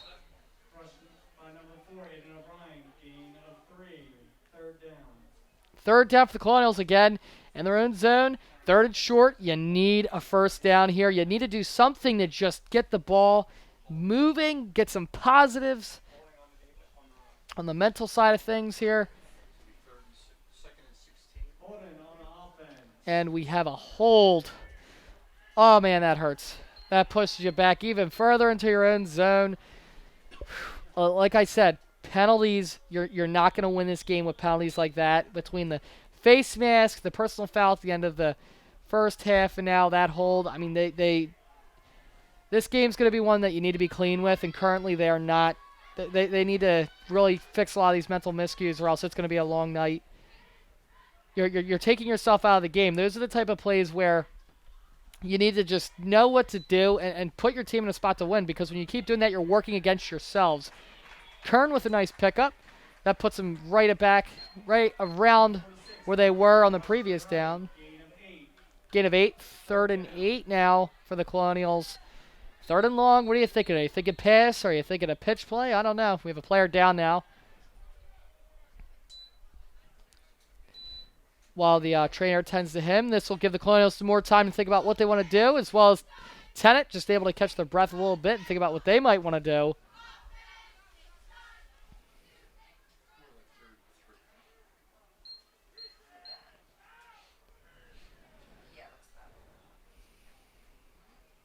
Hoping he's all right there. He's getting attended to. And actually, we have a correction, so it'll be 3rd and 3. 3rd and 3 is a lot better than 3rd and 8. And for the Colonials, again, I think maybe a McLaughlin keep to get the first down. It's been working pretty consistently all night. Able to get up on his own feet and jog over to the sideline. You always love to see that. Seems like he's okay. 7:01 mark here of the 3rd. This game's moving, folks. I mean, football, I feel like every time I go to a football game, it's just, where does the time go? It moves so quickly. Not sure if my camera operators feel the same way, but you know, it's a little bit of a cold night tonight, but big shout out to Shane Dunleavy and Aaron Chun, both coming out tonight, as well as Mr. Peeler, everybody with CITV, able to cover this one. And we see, will that be enough to get the first down? And that will be, so the Colonials will get a first down here. Man, oh man, it's 3 yards, but that was a very important 3 yards you need to pick up. Now that's the first down of this drive. You got to keep consistently just sticking with it. You got to be patient. I mean, they're wearing down A lot of these drives, it's just they're grinding it out, picking up a little yard here, a little yard there. But this is not. Oh, my goodness. O'Brien's got a lot of open grass. 40, 30, 20, 10. And that will be a Colonial touchdown. Right as I said, they've been grinding it out. They have a huge play up the middle. Ginormous. When I tell you that's the kind of play the Colonials have been waiting all game for, that's the play right there. Now they're within one score. It's only a couple-point game. Ginormous play there by O'Brien. Essentially putting this team on his back. Like I said at the beginning of this game, every game you treat as a playoff game at this point with how tight it's going to be with the minimal amount of weeks that they're able to play. That play is a huge difference maker in this one. For the Colonials, now you got everybody hype. You have a play. The team's starting to feel it again. Tennent, they might get in their own heads a little bit here, maybe a miscue. Colonials defense has got to step up on this next drive and take the ball away from Tennent. Extra point is up. Yeah, it is good. There we go. Lefkowitz able to get the kick there. And it's funny, but in a game that's this tight, a kick like that could very well be what decides it. Now it's only a 2-point game. If you get a field goal, you win it. That goes to show that them not converting on that 1 2-point try, that might come back to haunt them here. That's why being able to stop them on that last drive and only get a field goal out of it, it's a whole new ball game, folks. And that's what I was trying to stress earlier on that drive is just in high school sports, it's one play like that. It really. That is big. That is big, and the Colonials are right back in it.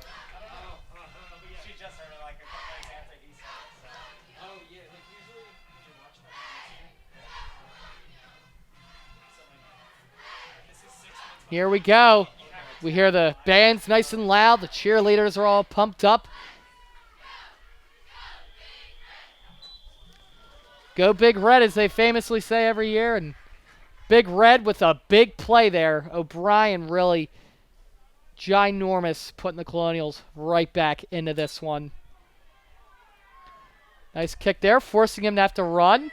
Now he's going down the sideline. Some really nice running here as he's able to get some separation. Going down the 40, 45, spin move.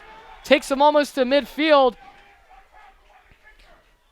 It's all right. So, yes, they're almost at midfield. Defense, just step up. Make a play here. Do not let Tennent get any kind of points and get the game back in their hands. You want to just be really aggressive here. I like a blitz on the first play. Get the quarterback uncomfortable. He's been having a pretty easy night so far with passing. His lines have been able to hold up pretty good. When he tries to go to the side, though, he's been having some trouble. So I think he'll try to steer away from that. And we'll see here if they look pass again, if they look run. Regardless, Colonials need to make a stop here.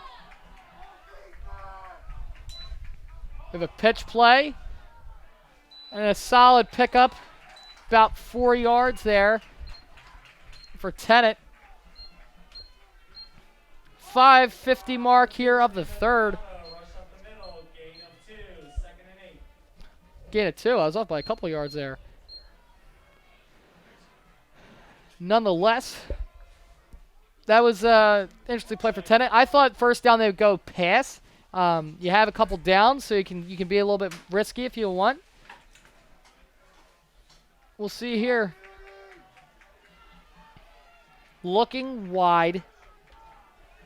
That's their guy, Cosenza. And a fumble that will be picked up by Chris McLaughlin. Let me see. Colonial football. Folks, right now, I'm going to tell you this. He's the quarterback. He just picked up a fumble. You have consecutive, in a span of less than a minute, 2 of the biggest plays of this game for the Colonials. Now they have the ball. They're at midfield. You got William Tennent exactly where you want them. They're vulnerable. They made a huge mental error right there, fumbling the ball. This game is wide open. I mean, the Colonials score a touchdown here, take the lead. Now Tennent's really starting to get scared.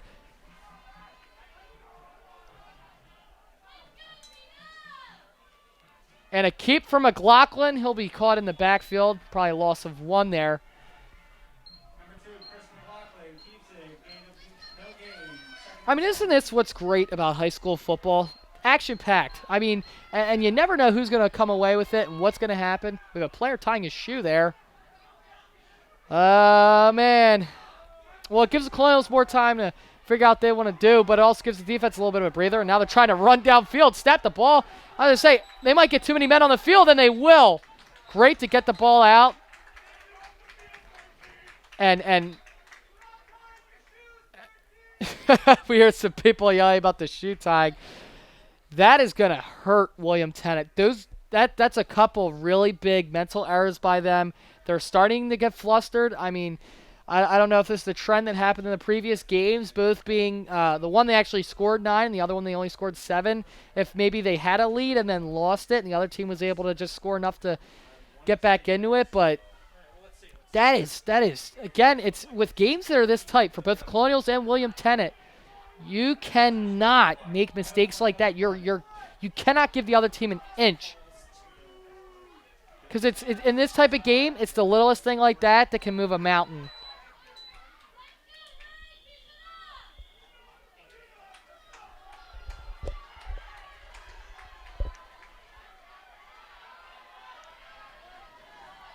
Motion in the backfield. Keep to Kern, and he gets a great run there. Pickup. Number 48, Nate Kern, rush to the right. Gain of 8. Gain of 8 there for Kern. He reminds me a lot of our former, I would call him a PW legend almost, Brian Dresden. Just that power running, drop your shoulder, and just dig through that center, pick up a couple yards like that. I mean, backs like that, they're few in the NFL, but in high school football, I mean, they're huge because it's just you chip away, hit that line. That's what really tires these defenses out. Another give there to O'Brien. He's going down the sideline. He'll take it to about the 30. O'Brien having himself a night. Kern having himself a night. The Colonials' big playmakers are stepping up in this second half, and that's what you needed. You needed these players to start to take this game over and just not allow William Tennent anything. You have McLaughlin as both the quarterback. He picks up the fumble. Kern with an interception as well as a couple really nice runs. O'Brien taking the ball the length of the field on that previous drive. This is what you like to say. It also doesn't hurt the fact that they're all juniors and we'll have them again next year. Here's Kern. Pickup of about 1 there, maybe 2. Number 46, Nate Kern, rush up the middle. Gain of 1. 2nd and 9. 2nd and 9 now. 3:36 mark of the third.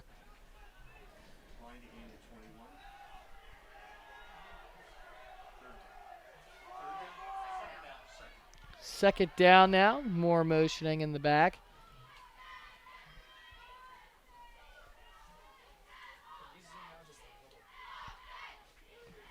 We see some signaling along the side. Maybe an audible for the Colonials.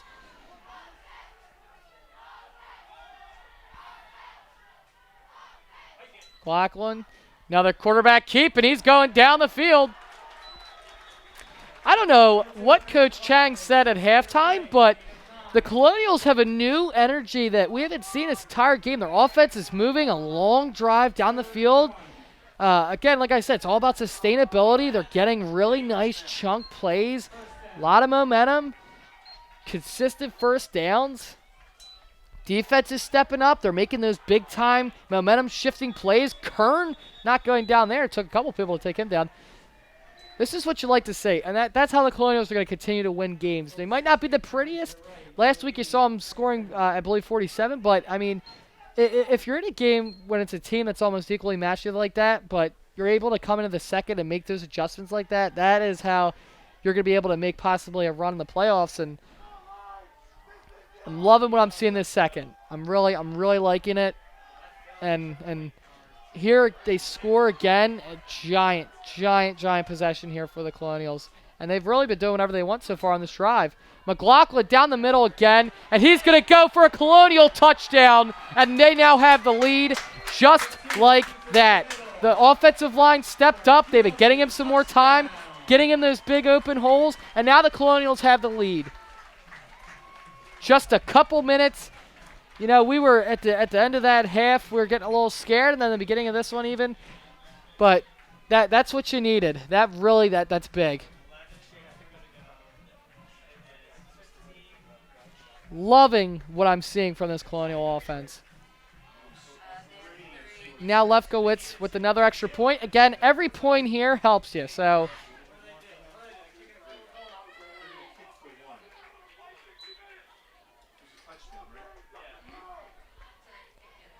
wow, wow, folks. So far, a fantastic game. Couldn't have asked for anything better. Tight as it could get. And, of course, the Colonials are leading, so that also helps, too. Lefkowitz right through the uprights, and it's good. 14-9, Colonials leading. Zach Lefkowitz is good. PW 14, William Tennent 9. Here we go, folks. William Tennent with their back against the wall. Couple big-time mistakes. Colonials scoring quickly, and they've taken the game right out of their hands. Now William Tennent's got to put it back in theirs. They have to stop making these errors. They needed to do what they've been doing for a majority of this game and have another big drive down the field and try to get this game back, because if not, I mean, the Colonials, they're rolling. They're red hot right now. Hey, you know what? Just give it a shot actually. Just make sure you show them that they're here for their senior day too. Hey, go Colonials. Of course, another classic. And wow, oh, wow, folks. Probably one of the best games I think I've called so far in my high school career. Tight as it can get, and this is some fun. Sit back, relax, and take it in, because this is about as good as it gets.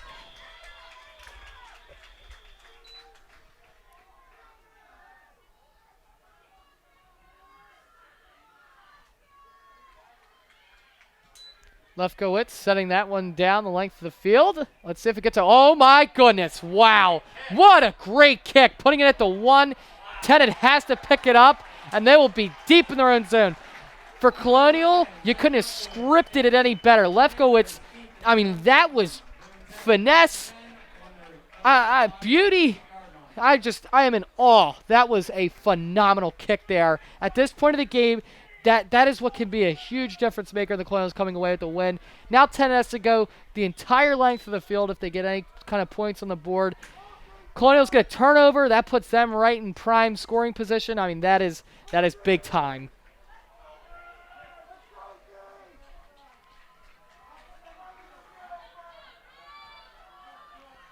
We'll see here what Tennant does now. They have their backs against the wall. And a nice completion across the middle. He is going. He's got a lot of open field, but he will be brought down by a couple Colonial defenders. We have a player down and a flag. Delgado again with another huge pickup for William Tennant. We're waiting what the flag on the field is.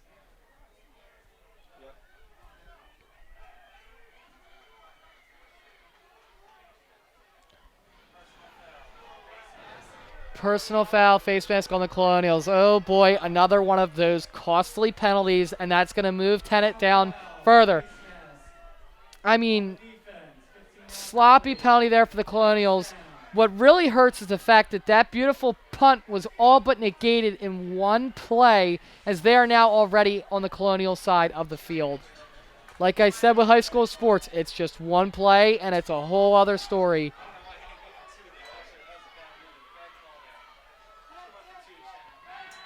Looking deep, and that'll be caught. That's Emmerich, and a touchdown for William Tennant. What started off as a defensive slugfest is now becoming a track meet, as both teams quickly taking the ball the length of the field. And it's going back and forth now. If you took the over, now you're starting to feel a little bit better. We'll see here if Tennant kicks the extra pointer, if they go for 2. I think you almost have to go for 2, considering the 1 conversion didn't work. Man, oh man, what a game do we have here, folks.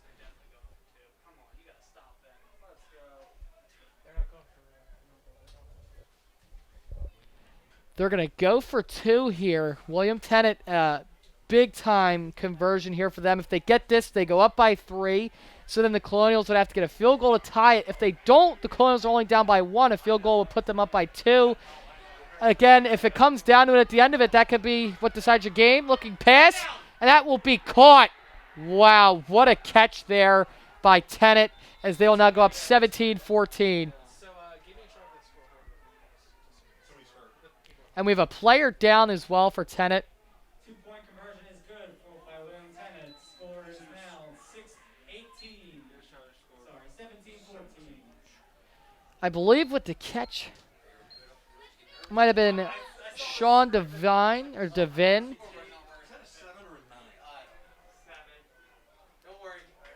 And oh man, folks, what a game!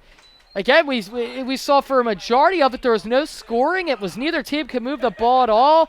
3 and out, punt, and then now, just like that, we have an explosion of points here in the second half.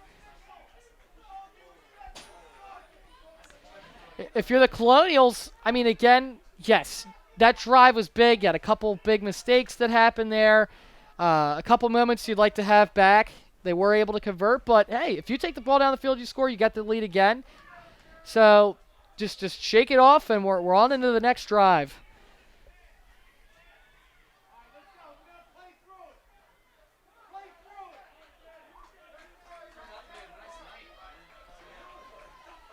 Really fun game so far. I love the back and forths like this, and yeah, I'm sorry to my partner Jack. He last week had a pretty one-sided affair. He called it the Colonial win, and so far we got one that I think is going to go right down to the wire. What's the Colonials do here? Oh, we almost saw a little ladder play there by East on the return. Takes it to the 31.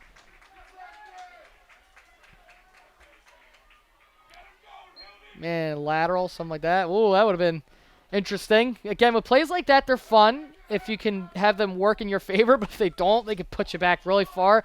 They could be a fumble that gives the other team the ball right in the red zone. So I like that he kept it for himself, was able to pick up a couple yards. Colonials have their work cut out for them. They got to move the ball and they got to score, because now if you don't score here and Tennant's able to build off that score again, now you're right back where you started, being down 2 possessions.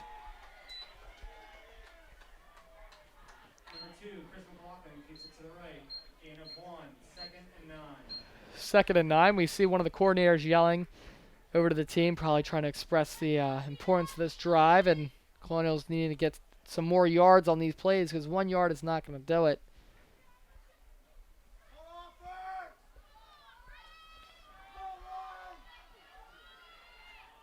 I mean, the pass plays, they've been getting some really big pass plays. I think the Tennant secondary is also having some trouble, so I'd love to see. Oh, and a nice run by Kern. He stays turning those feet, and that will be a Colonial first down. Kern is one of the few talents you can't teach in a running back, and that is the ability to just not quit on a play, to keep churning those legs, feet on fire. Don't allow the player to tackle you. And he's able to drive through, get the first down. Huge play there to keep this drive alive for the Colonials. Another give, and O'Brien able to bounce off a couple guys, but again, he's just swarmed by Tennant. And that will lead to second down. Number 4, Aiden O'Brien. Rush to the right, loss of 3. Loss of 3.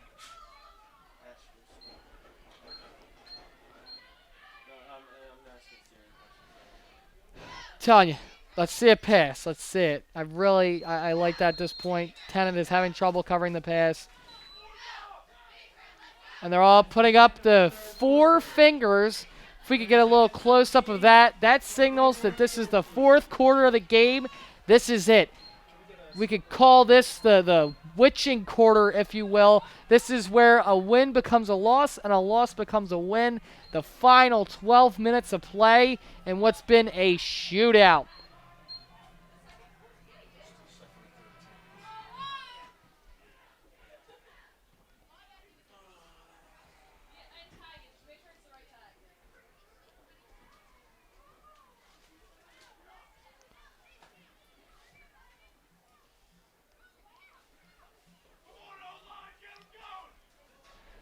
Alrighty, folks. Again, so happy to be back here calling these football games. I remember dreaming of games like this during quarantine, and again, I couldn't have scripted a better game here. This is some fun stuff. A lot of explosive plays from both sides. Some really nice defensive plays. This is what football is all about.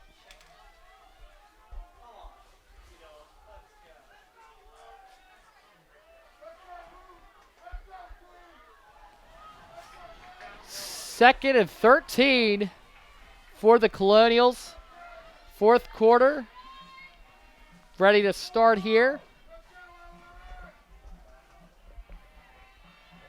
We'll see here at that little stoppage in between the quarters. That gave Tennent enough time to kind of figure out what they want to do here. See what the Colonials roll out with here to start the last quarter. We go with a run play. Kern just power yards, man. Gain of 5. You love the 5 yards a pop. Just keep going. Chipping away at that defense. Wearing them down. Setting up a possible play action opportunity. And the game is tight as this. This drive could be what determines the game. You never know. Motion in the backfield. Pitch play to East. He's going downfield. He's got a little bit of open room, and I think he will pick up the first down for the Colonials. Drives like this are great. They keep the other team's quarterback off the field. He gets cold. The offense, they get a little bit cold. They go into the drive. They're not really quite feeling that same click that they were. Makes the defense get a whole lot more tired. They now, again, trying to work against the Colonials. If you don't have enough steam to keep up with them, the Colonials have a lot of really fast speedsters, and they'll really take advantage of that. Drives like this are really nice. Gobbled in the backfield there. William Tennent with a nice answer to the Colonial rush that so far was having their way on this drive. Pick up maybe a yard. Number 46, Nick Kern, rush up the middle, gain of 1, second down. Second down and 10.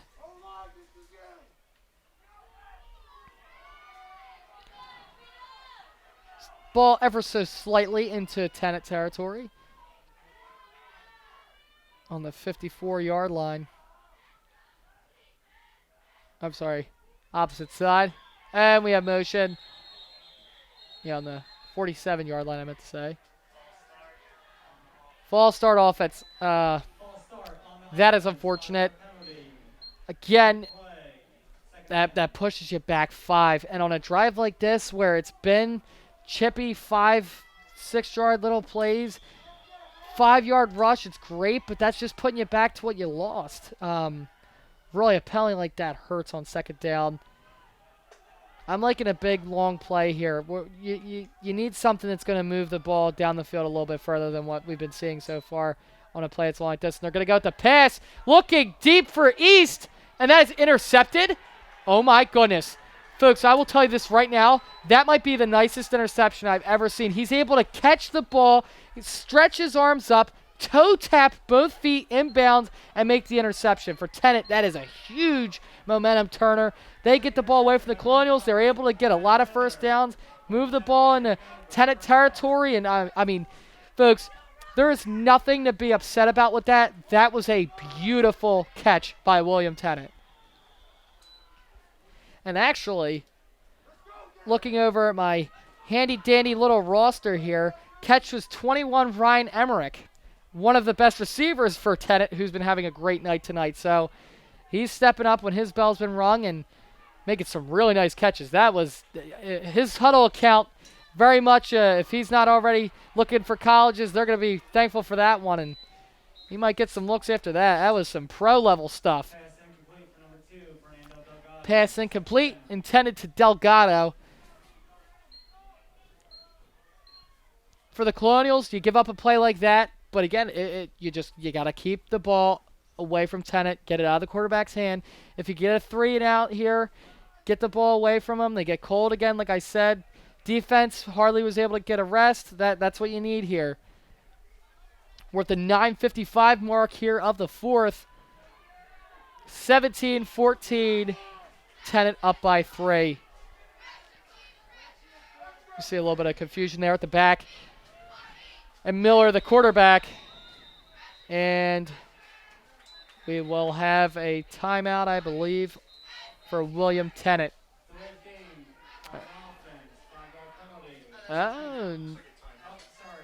Yeah, we have a timeout here. You're going to need that because if not, it was delay game penalty. And as we saw in the last drive, at 5 yards, oh, baby, it could get you.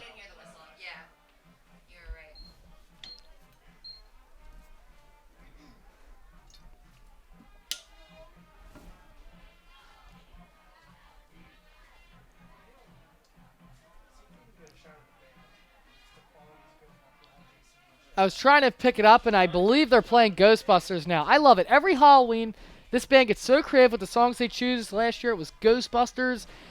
This year I heard Thriller at halftime. I heard Ghostbusters. Loving the Halloween spirit. I remember at one point they played Jaws my freshman year. I mean, kudos to them. I love it. It really it gives you chills sometimes. They do a great job. Another really big part of this game, and you know, I'm sure being a player on the field, I definitely want to make a big play after hearing Ghostbusters. That was a theme last year as they played Abington in that first playoff win. And we see here they're looking pass. Play over to Cosenza again. He makes a man miss. Makes another man miss, but Colonials will wrap him up, and he'll be about a yard short of the first down. Cosenza's special, folks.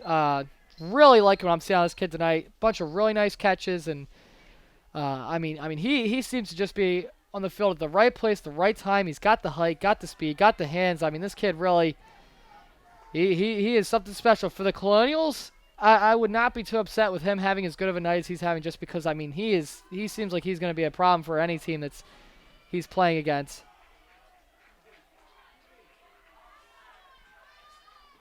And we have movement.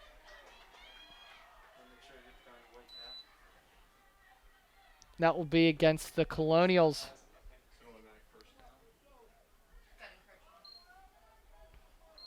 Encroachment by the defense. All right. Again, you don't like giving them those yards.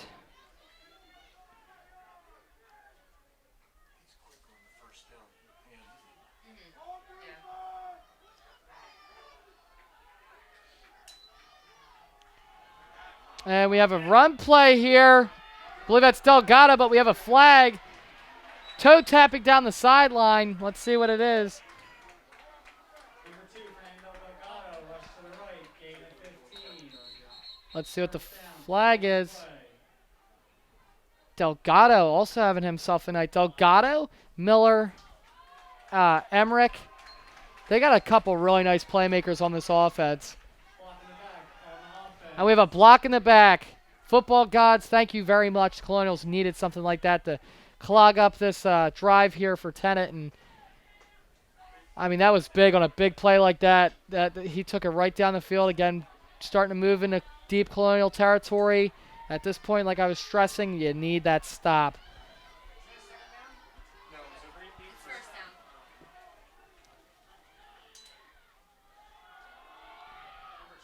And again, still going. And a fumble, I think. Did the Colonials just recover a fumble?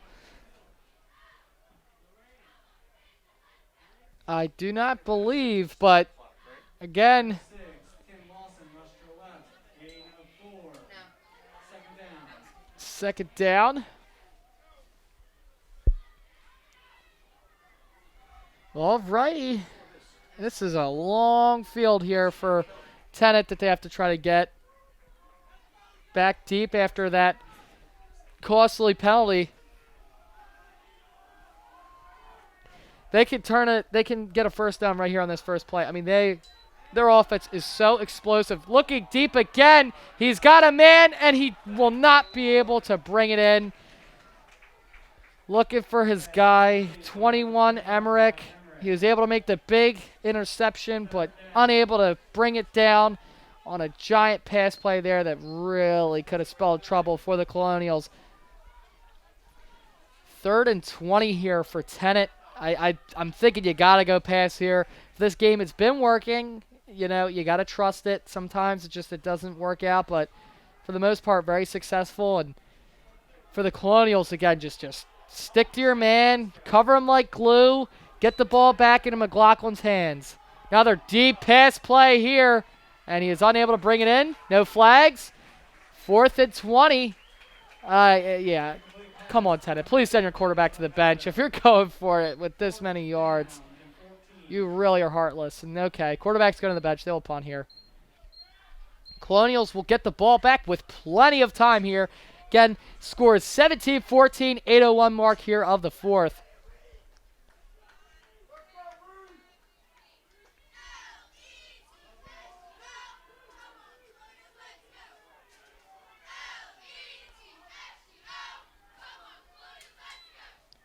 A little bit of a high snap there, but he's able to punt it. Let's see if he gets a nice lucky bounce. Oh, it hits a Colonial. Oh, boy. They're able to hop on top of that, I think.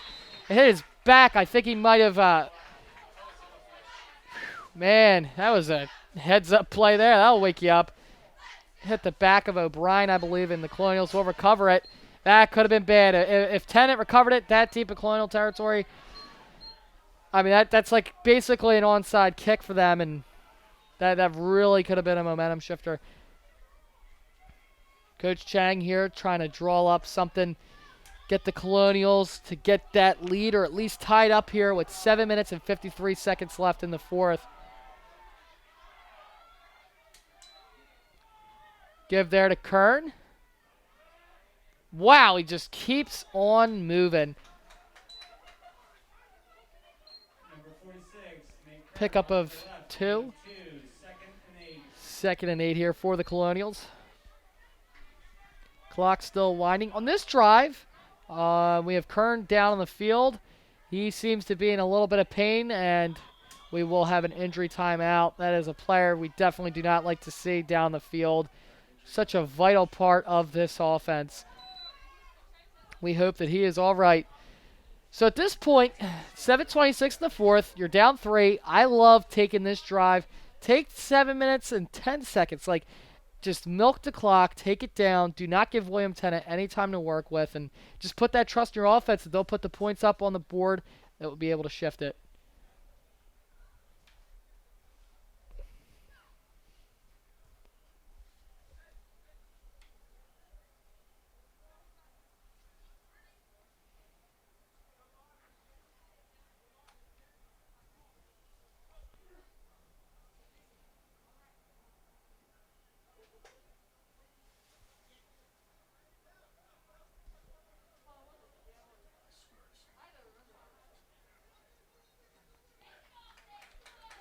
And he's able to go to the sideline on his own power. Great sign.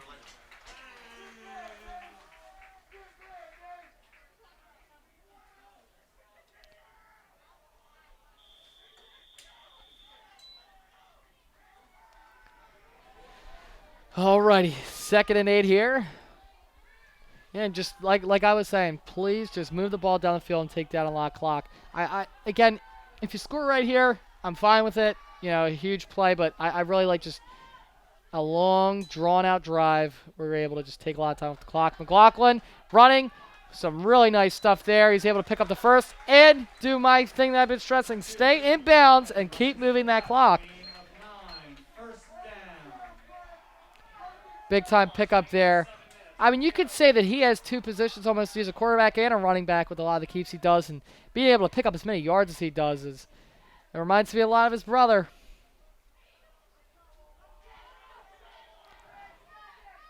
Back behind McLaughlin. Motion by East. And it's another keep for McLaughlin. He's able to get some room and knocked out of bounds. Picks up about 4. 3. 2nd and 7 here. 6:37 mark of the fourth. And do we have another player down? Or I believe we have a shoe tying going on here.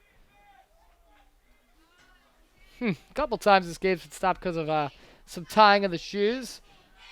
I know when I used to play, I used to knot those things so tight that I could barely get them off at the end of the game. But hey, better that than them coming loose and possibly tripping me up on a play. McLaughlin able to handle the snap, but Tennant crashing. And they blew up the spot on that one. Now the Colonials on 3rd down. What do you do here? I mean, you're backed up a little bit. Clock is winding on this drive. I mean, I hate to sound desperate, but this could be a huge part, maybe the deciding drive of this game. If they don't get the first down on this drive. You have to trust your defense will stop Tennent, stop him quick, but again, who knows with that air game. You know, they connect on one of those deep passes, and that could be all it takes. And we have McLaughlin. Another couple yards, but that's not going to do it. Fourth down, I got to think, are we going for it on fourth down here? Fourth and the longest 4. I know they call the movie the longest yard, but it's the longest 4 yards. And all right, this is where you earn your stripes here as a team, and you know, you prove yourself. This game has been a dogfight all game. It's a testament to your team and your trust you have in them. Picking up this could be the game-deciding play.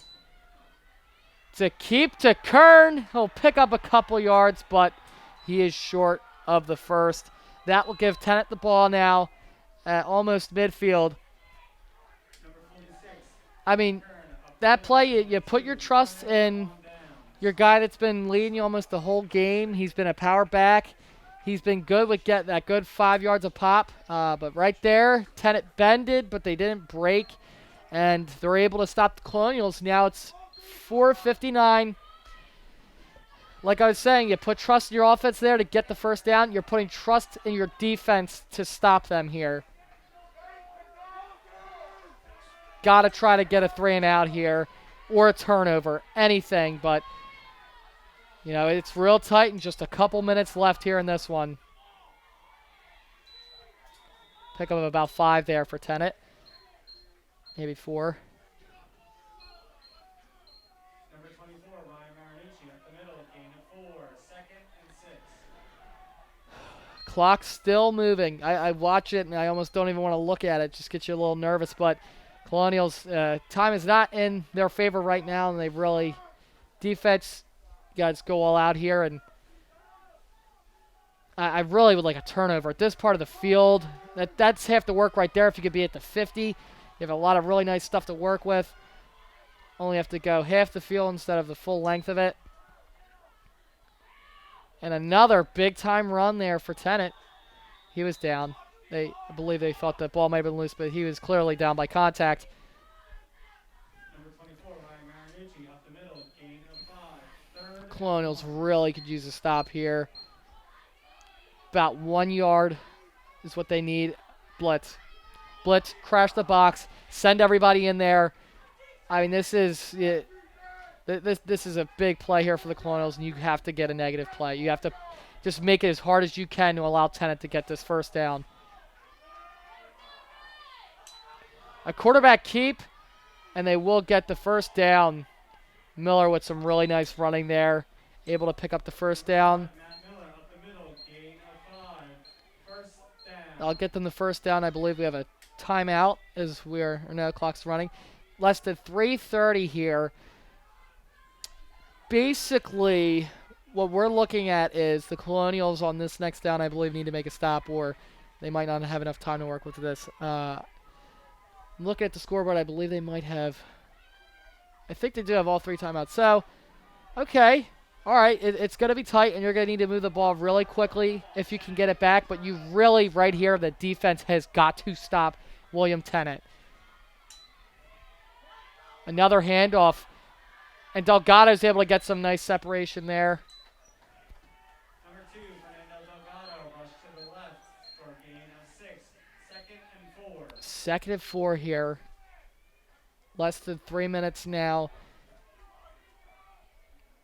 This is tricky for the Colonials. And also, I will point out, they did make a field goal. So, if Tennent gets close enough, they could take it'd be a long field goal. We're talking almost high school pro level field goal kick here, but you take that, you're up by 6, then the Colonials have to get a touchdown just to tie it, not a field goal. If that, again, the Colonials would have to get the ball, move the ball downfield, and again, the clock is ticking. And I believe Delgado will be short. So we have another 3rd and 1 here. Number 2, Fernando Delgado to the left, gain of 1, 3rd and 3. We have a Colonial down on the field. We got a PW timeout on the field.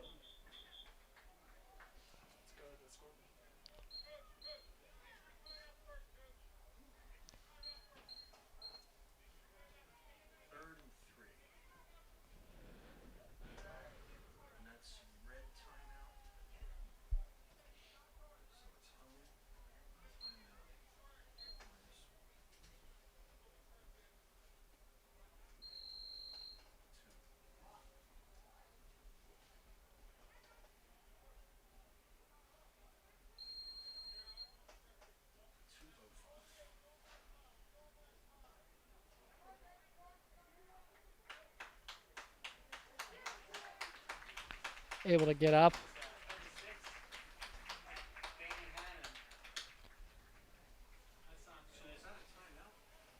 Well, we called timeout. The injury timeout he said first.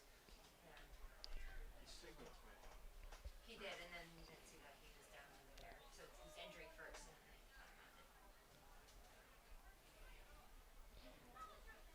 Yeah, definitely looking like he's in some pain there. We hope he's okay. 3rd and 3 here, 2 minutes, 5 seconds. Colonials have 2 timeouts. Defense has got to step up here.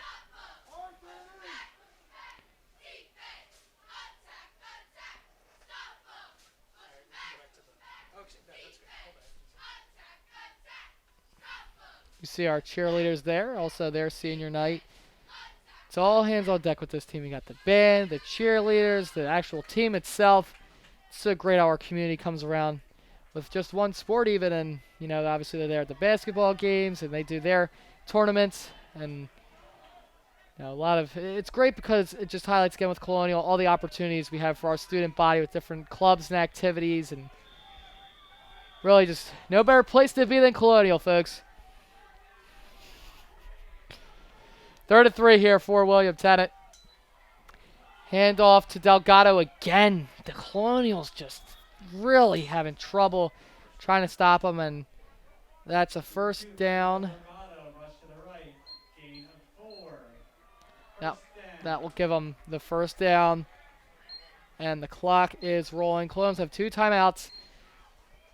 I mean, you wish you had a 2-minute warning like they do in the pros and high school ball, but you don't. I mean, if the Colonials can get a turnover here, that would be enormous. But, I mean, the biggest thing you're looking at is, oh, man. I mean, it's just Delgado. He's been a workhorse on this drive, just getting huge chunks of yardage. And Number 24, Ryan Marinucci, up the middle. there's Marinucci with a run, a name we haven't heard as much. We're now at a minute 24. I think the Colonials have 1 timeout left. I mean, you're going to have to hope for a turnover. I would just tell your players on defense, hit that ball like there was no tomorrow and try to just get it out and give the Colonials something to work with.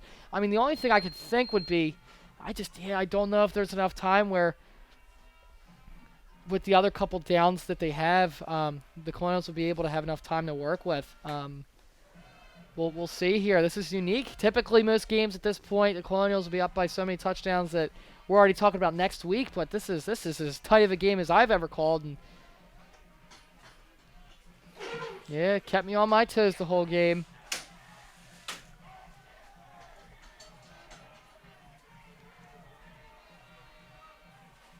You gotta trust in your defense, right? So let's see what they do here. I'm on the edge of my seat. I'm sure you are as well. Here we go. Minute 24 left here in play.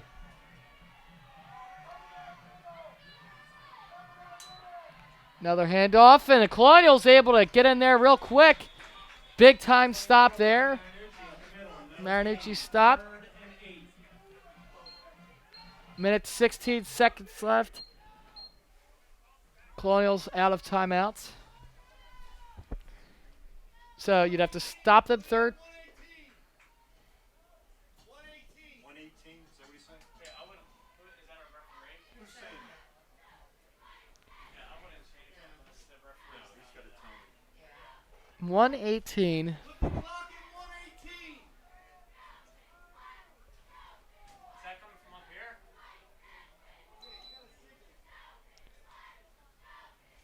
I think he is. I think the ref is telling you 118 on the clock, guys. referee's signature. I don't see anybody signal. Yeah, he's telling you right now. He did pump up. How do I do that?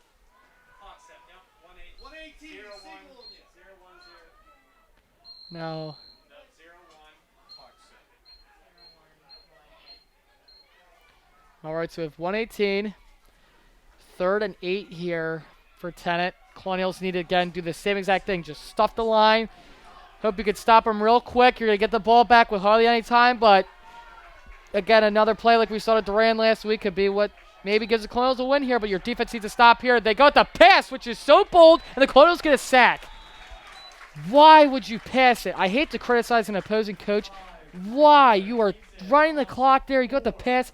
You run the risk of throwing an incompletion, which would stop the clock for the Colonials. But instead, you give up a huge sack.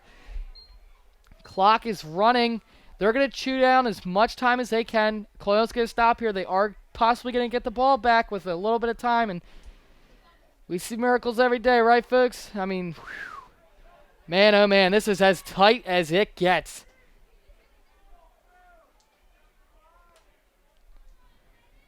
Yeah, it's going to be like 15 seconds maybe that the Colonials get to work with. They get set. This is...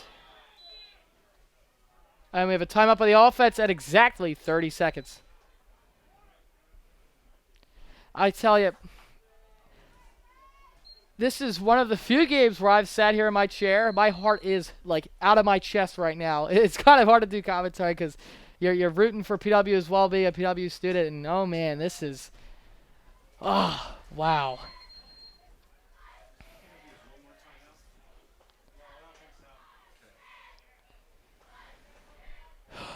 Man, oh man. So you make the stop, you get the ball back, working with possibly, I don't know, because Tennant, they might go with the pass just to try to milk clock. I mean, there's a lot that could happen here. Colonials get the ball. If they do stop them around the 40, you need to go down 60 yards and not a lot of time to do it, so we'll see.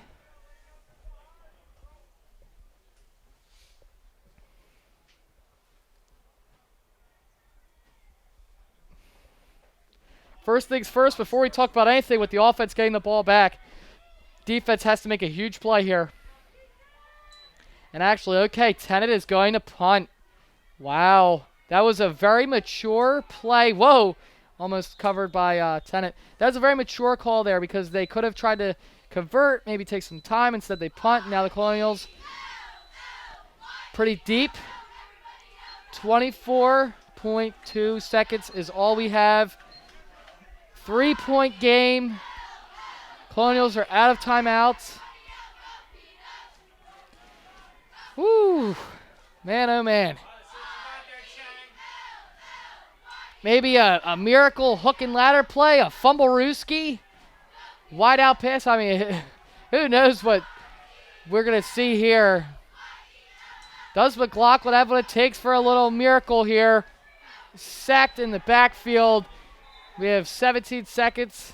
They're going to need to get a snap off really quickly. Maybe even spike the ball here in less than 10 seconds. They have to do something or they're not even going to have enough time to run the last play. They need to snap the ball because there is 5 seconds. All right, they're going to have 3 seconds for a miracle. Oh, man. Man, oh, man. I would love to see a Hail Mary, but it's just at this level, you'll never find a quarterback that's able to stretch the field like that. That is, I mean, come on. It's for a pro, that's pretty hard. So maybe some trickeration, maybe some laterals. Who knows what we're going to see here, but I mean, I don't know how many times in a year as a high school team you practice plays like this. I mean, the nerves are running really high. Like I stressed, the implications of this game are really big with playoffs, and you just got to wonder what's going through these players' heads. Again, just a huge shout out to Mr. Peeler, Aaron Chun, and Shane Dunleavy. Great crew we had here tonight with CITV with our coverage of this senior night football game. And a big thank you to you, the viewer, for tuning in and, you know, watching us do our thing. And couldn't have asked for a better game, right, folks? I mean, this was really a treat to be able to call back and forth, and it was tight the whole game.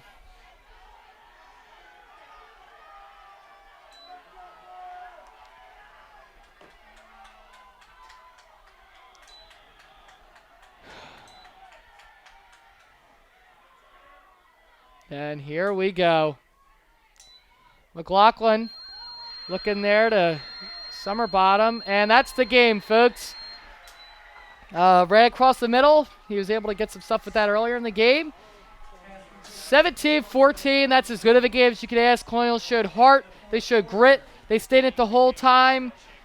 I mean, folks, as a commentator, you love to see the wins, but that's the best thing you could get that's not a win.